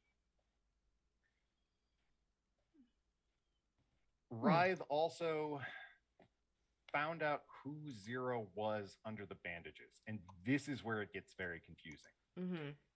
Because what it says is Zero's real identity is, and then it's a massive overlaid jumbled text. All laid on top of itself. And I can make a visual for that if you would like, but I'll just have to do it. As somebody who has a permanent stigmatism, please don't. Okay. It's basically that's like just what normal letters look for me. Yeah. Like, it looks like a printing error. Effectively. Just kind of like looks at this paper with the meshed up name, looks up at this spider lady, and like the information, most of the information that is read, is stuff they kind of already knew. There's also some unstated stuff, like these are some of their meeting places. It's basically an opportunity if you wanted to go to a meeting, you'd be able to use this as well. I'm invited to all parties, just so we're clear. Are there any names of the cell leaders that are listed? Let me see. On this. Like. Oops. Oh. I threw my pen at myself. Sorry. Let me fix that. And I somehow full screened my. Let's see. Which one to use?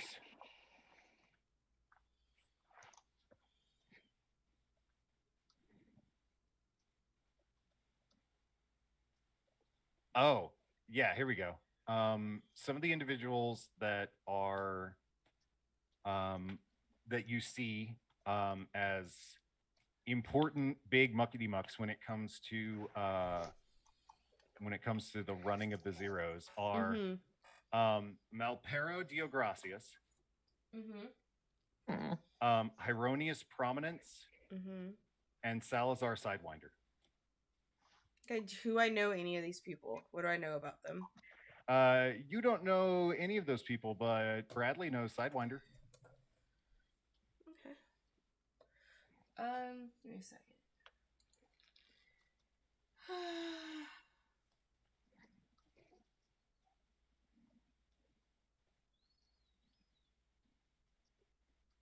I have a question. Do we hear any of this, or is this like? Yeah, can I get my hand on the file at any point so that I can, ask some questions with my charts? Investigation. Yeah. Just kind of take a moment to like look up at what's the spider lady's name? Rythe? Rythe's Phenoid. Rythe. Rythe, like. Yeah, Rythe. Yeah. Rising. Looks at him. It's like, Thanks. It'll help. I'm happy to be of service. And she like starts to, with her back legs, like climb back up the Ethernet cable into the webs. Little mouse. I should be free later. We should play that hunting game. I think I finally got it working. There's a very weird thing where Writhe makes that weird moaning noise. Uzi says what they say, and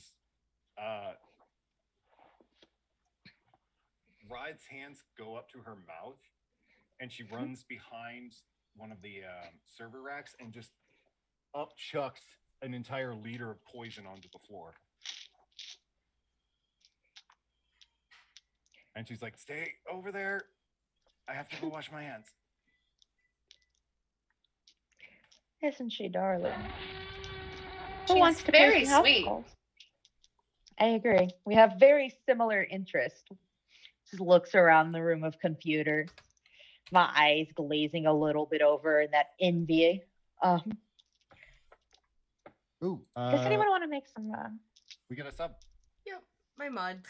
Oh. Oh, okay. Yep, went ahead and put that on the list. I'm gonna hand the letter over to Violet. It's like she's useful, that's for sure. I'm gonna spend a shard asking the question if I know any rumors about the people on the piece of paper.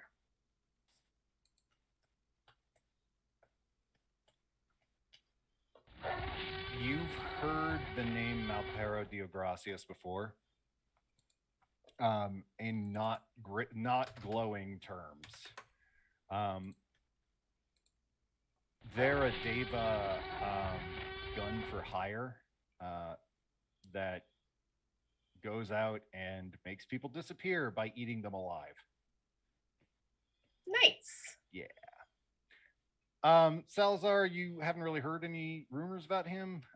He's, I mean, to the best of your knowledge, a new kid on the block. Hieronymus Prominence, though, is a familiar name in both Leviathan circles for being a troublemaker. As in, like, here's what I'm going to do for fun. I'm going to go on a 7-week bender and get into a fist fight in every bar in the city kind of guy. Like, that's my goal for this month. So somebody I don't allow in my establishment. Yeah. I'm going to fight my way from one end of the city to the other, and I'm going to do it again. Why? Because I wanna. I'm the strongest. Well, then. I'm going to convey all of this to the other two. What do you and be like,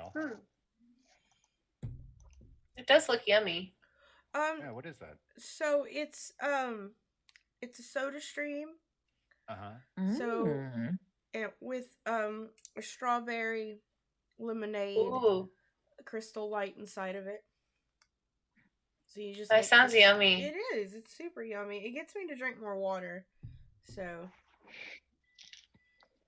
I've been going buck wild on that cranberry juice lately. Yeah. So there is a cranberry one, but there's also like a pina colada one too. That's also dope. So I hate pina coladas. Oh, it's okay. What?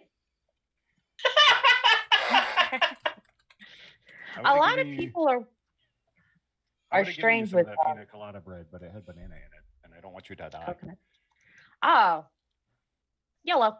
Yeah. It wasn't good enough to YOLO over. Yeah. All right, so you got. I think that's a good cliffhanger. Does that sort of leave you guys? Yeah. With some. Yeah.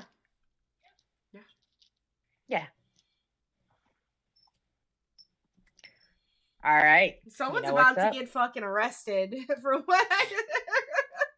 I haven't broken the law yet. Yeah, I'm just interested in seeing what annoying the law is also kind of breaking the law. Clive, where are you going? You have a meeting. You have a place to be, my friend. Yeah.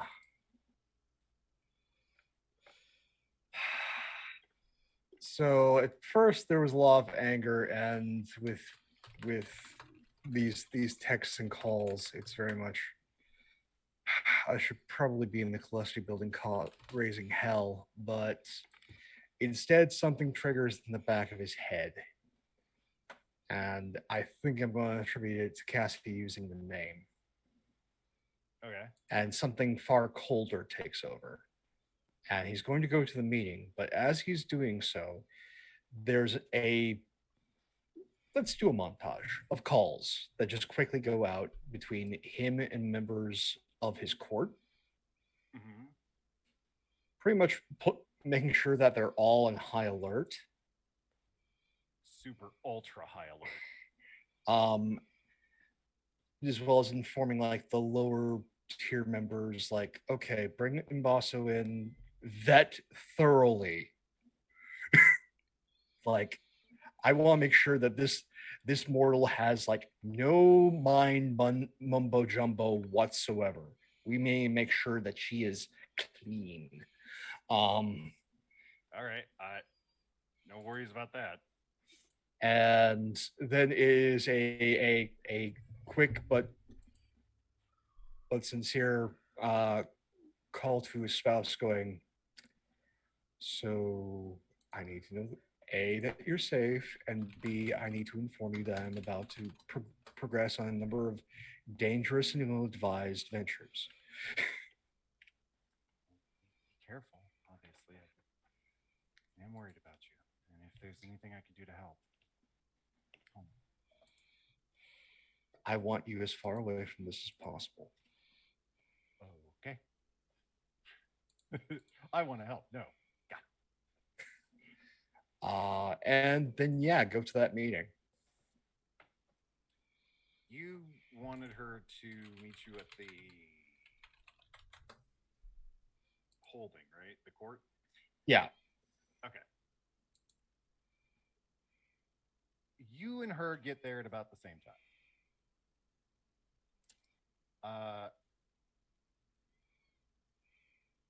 So you're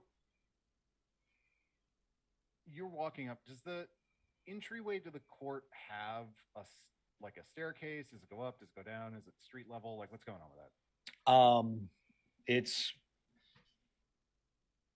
the building itself is situated such that there is a stairway that leads down to basement offices, and then there's a stairway that actually leads up to the lobby. Mm. So there's like a bunch of offices on the basement and quote unquote ground floor. Okay. And then there's the lobby, which is first floor, and then more building on top. So you are about halfway up the street when the shit hits the fan, halfway up the stairs when the shit hits the fan. Okay. You hear a distant roaring noise that gets closer and closer, and you realize that you were hearing it for a couple of seconds before it became consciously audible. And you turn and look up the street, and what comes screaming around the corner is a black like Charger, later model Charger, with fire coming out of its hood, like feet of flames and smoke spitting out from there, power sliding down like around the corner and roaring up the street towards your building. And about half a block away, it power slides. Oh, hang on.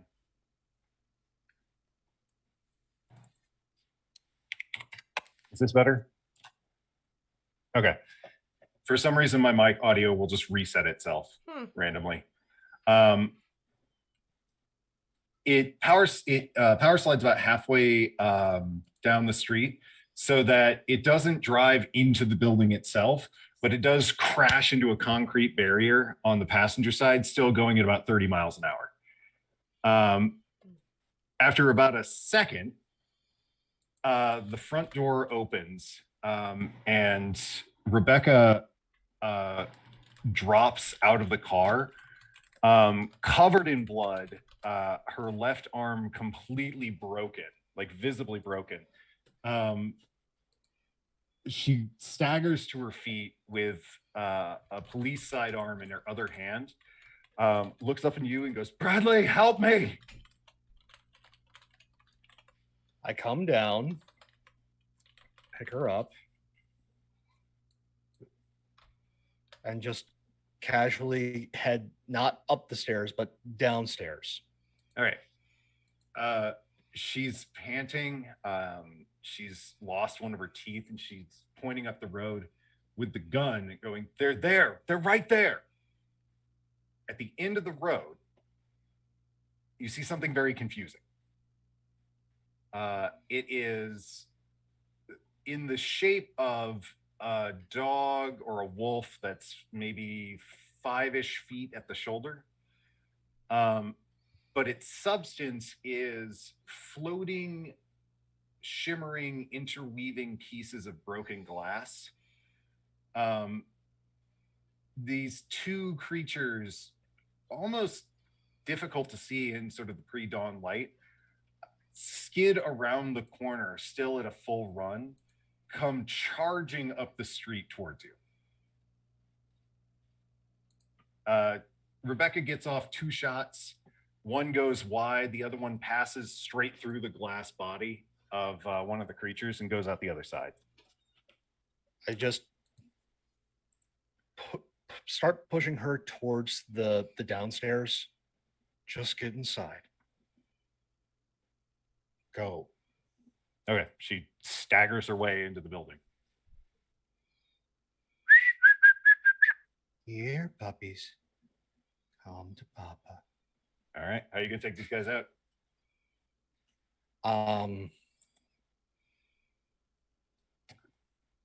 Yeah, the glasses come off, the scars start weeping again. Mm-hmm. Because yay, that gives me an additional +1. Yeah. Now you gotta do a punch or a seduction. I don't really know. I'm not seducing these. I don't have the talent. Maybe. That is not this build. Is that a giant shard of broken glass in your pants, or are we taking you to the hospital? However, I cannot be outnumbered regardless of the number of enemies. I always count as outnumbering a single foe. Mm-hmm. And yeah, we're just tapping into the old ways. Because please describe for me the eyes, mouths of these things. They don't exactly have eyes or mouths. They've got like the glass breaks and reforms and breaks in a constantly moving, sinuous track around its body. There's almost a pattern here, but it's not exactly like programmed. It's like a natural part of their body. But you realize that all of this glass is moving so quickly. If this thing bit you, it would be like getting hit by a chainsaw. It's not going to be the strength of the bite that does it. It's going to be the fact that all that glass rips straight through you. I'm going to spend a shard. Okay. You just got them all back. How can I make them feel true pain?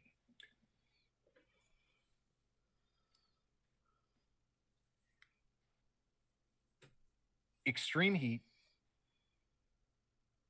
will render glass into a molten, superheated goo. That will probably hurt. A sonic weapon at a high enough pitch to shatter glass also. And if you squashed them under a super heavy thing so it broke all the glass at the same time, that would also more than likely hurt. But that's a very interesting question because these may not feel pain at all. They might not even be self-aware. Anything that's animate can feel pain. just we might not be able to interpret it. Yeah, true. It's one of those things where it's like, are these things living creatures or are they basically bullets? You know, it's difficult to tell. I'll find out. I've got a flaming car next to me. Oh yeah, you should probably do it. So it's quite simple. I am going to lure them into impacting the vehicle, hoping that they detonate it. All right, how are you gonna do that? It's very much just drawing them in, standing quickly, just like leaping atop the vehicle, and then as they impact, jumping off, somersaulting over them. All right. So it sounds like your stated action is you want to bullfight them. Yes. All right. I would like to bullfight these. Okay. You already get 1 D8 because you spent a shard, so put that aside for right now. Okay. I can give you ruthless and unarmed weaponry. I think this also counts, considering everything that's been going on, tireless. Okay. Because I should, for all accounts, be just about unconscious right now. I believe that brings you up to pot 4. Also, we'll deal with evasion. Evasion. Oh, yeah, evasion talent. Yep. So that brings you to 5. And I'm not going to sweat in the face at this, so we'll take will as well. All right, 6. Which brings you to 3, 4, 8. 3d10, 1d8. Okay.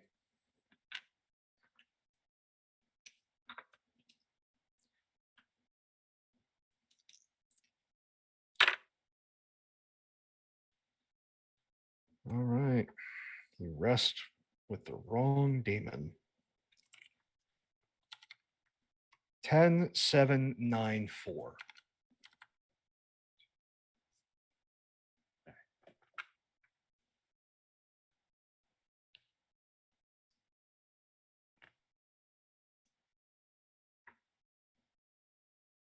The lead dog crashes headfirst into the side of the car. And it's sort of interesting to watch. Granted, you're sort of seeing it as you're mid-flip. But instead of like one singular mass crashing against the side of the car, it's each individual shard with its own momentum, just like it's being fired out of a gun. So powerfully that it sinks into the metal on the side of the car.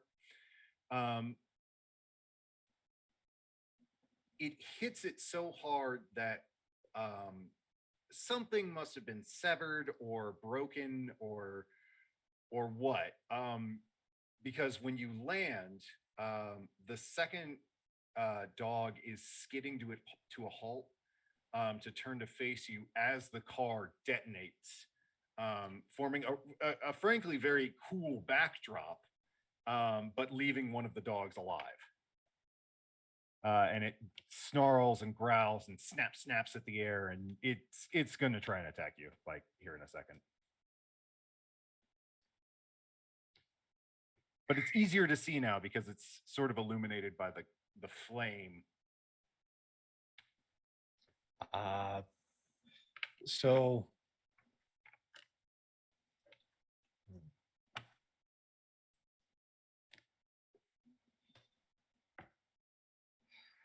I'm gonna spend another shard. What here is not what it seems.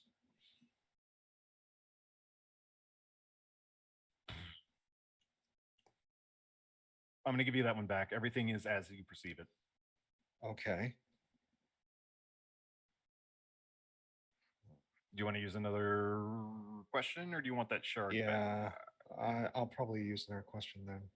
What fight is about to break out? I already know the fight.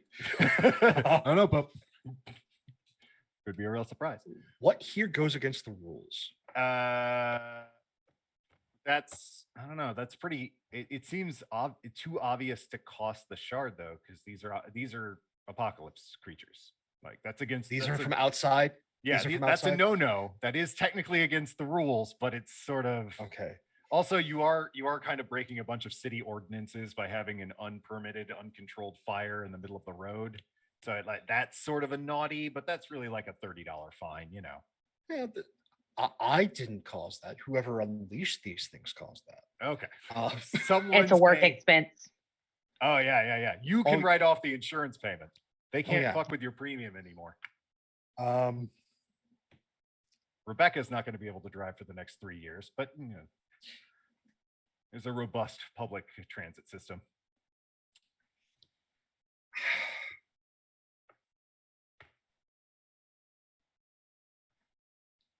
Because I think in comic book terms. And I've recently been reading Spider-Man. I have one incredibly important question. Uh-huh. What public works are going on right now nearby? There is some construction being done to the building about a half a block up the street from you. It looks just from your quick glance that they're swapping out one of the HVAC units on top, or not one of, but the suite of HVAC units on top of the roof. So there's some pretty heavy scaffolding and pieces of machinery that are lying around currently unattended. Fantastic. So we're gonna run. All right. And we are going to then, since with just a replacement of HVAC, nothing needs to be done with like asphalt or cement. But there is this delightful scaffolding.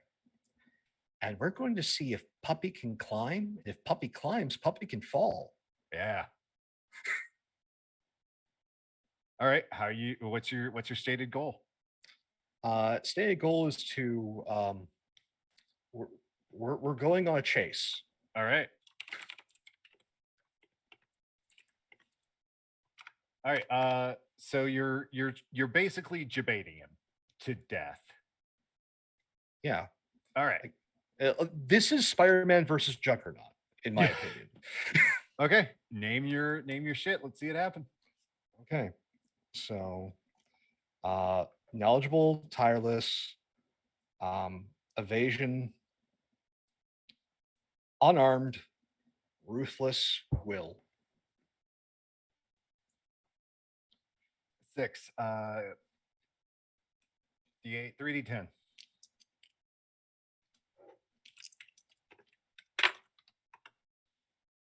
Ten, 6, 6.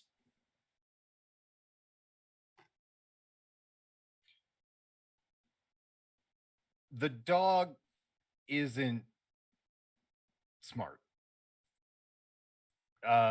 Lending credence to the idea that maybe this is sort of more of a weapon than it is a creature. It's got a single-minded, some would say dogged determination to go after you.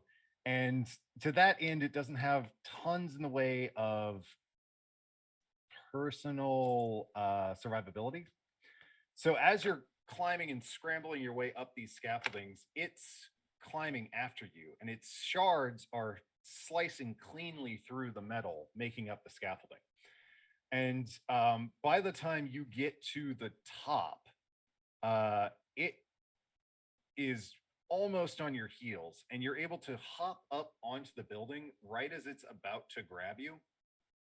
And the whole like 20-story facade just drops on top of this thing. Probably a ton of metal, literally a ton of metal falls on top of this thing. It's dead. It's super dead. However,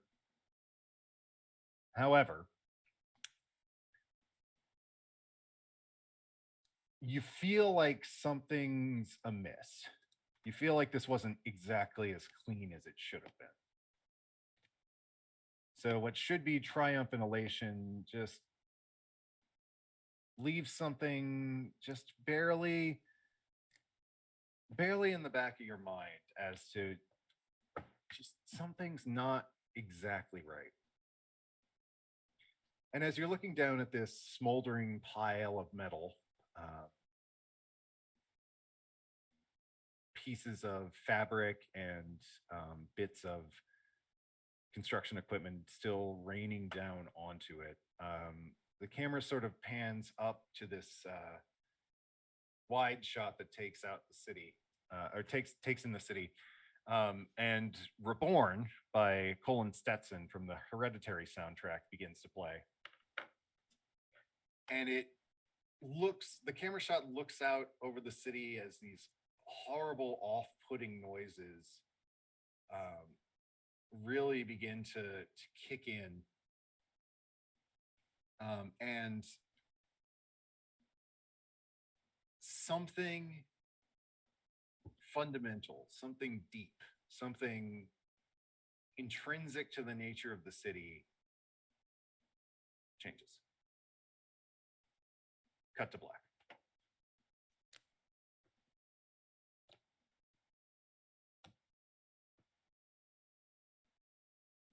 The end.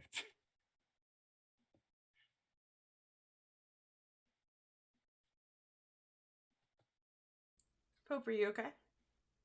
Yeah, I'm just like, Yeah, I could see Pope is not the super hugest fan of the film Hereditary, and I don't blame him.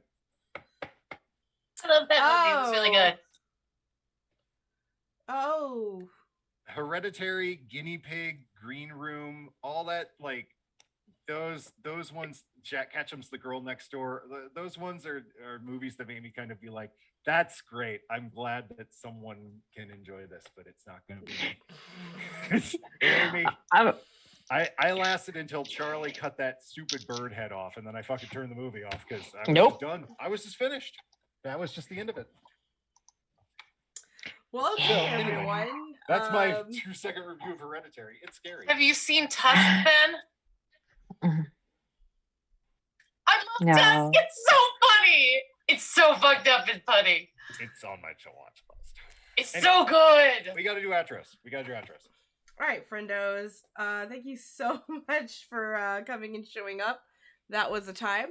As far as our time here, the next time you can see me is back tomorrow playing Dungeons and Dragons over at Not One Heroes. We play in Rhyme the Frost Maiden, where I play my Hobgoblin Zealot Barbarian of Malar, which is always who just got a poison knife that he's gonna give to the cute elf because he likes her.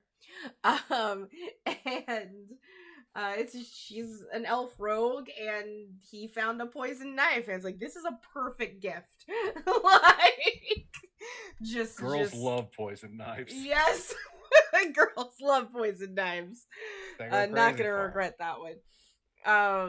And then on Wednesday, we will premiere the last campaign of the season, essentially, before I go to sabbatical this summer.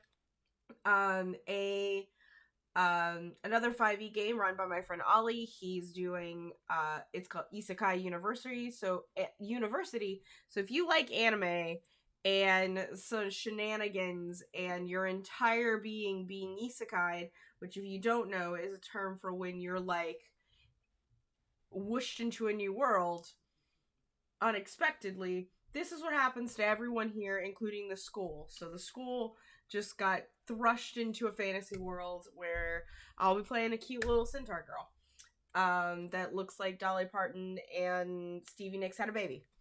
Then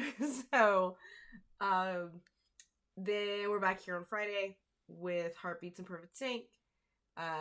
Saturday afternoon with Dragon Age, and then here once again. All the rest of you lovely people, where can we find you on the internet in the next 7 days? What is going on in your life? Go to the opposite direction. Yeah. Hey, wonderful people, Pope here, Pope World Below on Twitter, Pope World Below on Twitch. I lurk in all your streams. If you want to see more of my ridiculous face, you get a number of opportunities throughout the week. Coming up tomorrow, 3 p.m. Eastern, over on Weave the Tale. We are back with more good doggos in Pugmire, What Lies Buried.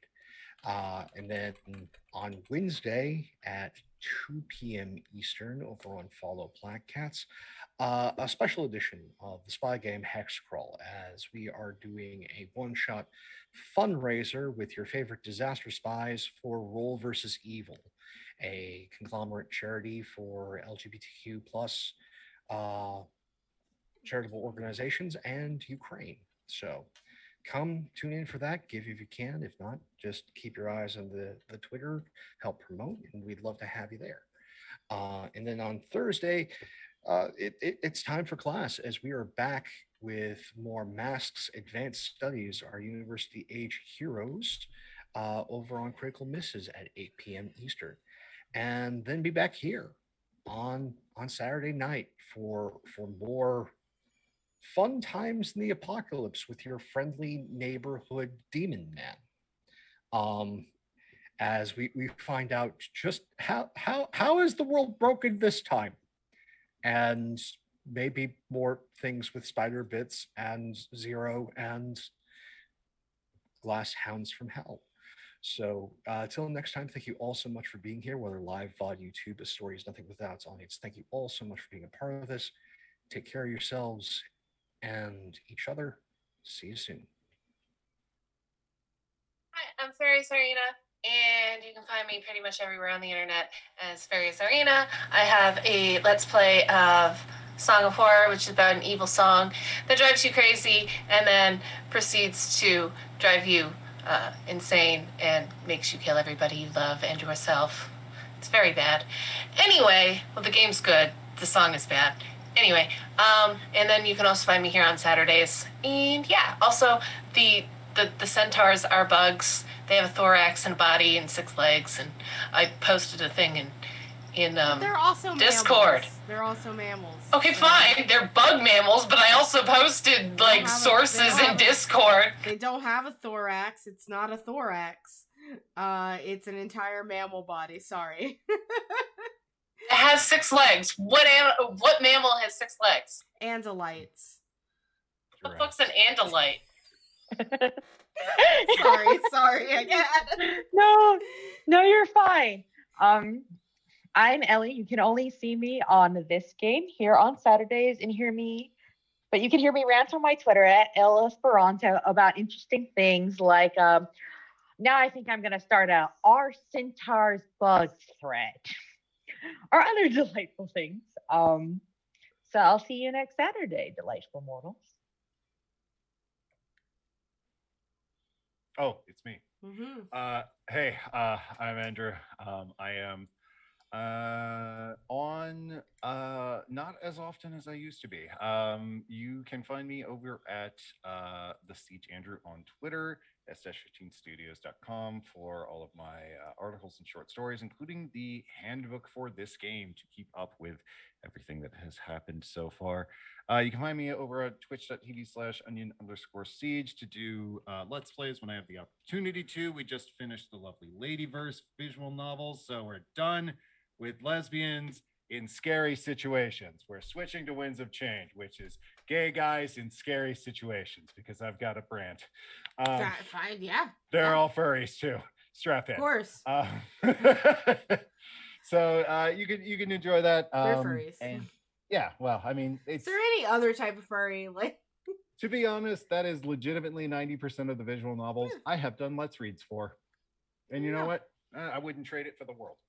So you can find all that over at the Siege Andrew, and all those other places. So thank you all so much for coming. Thank you guys so much for playing.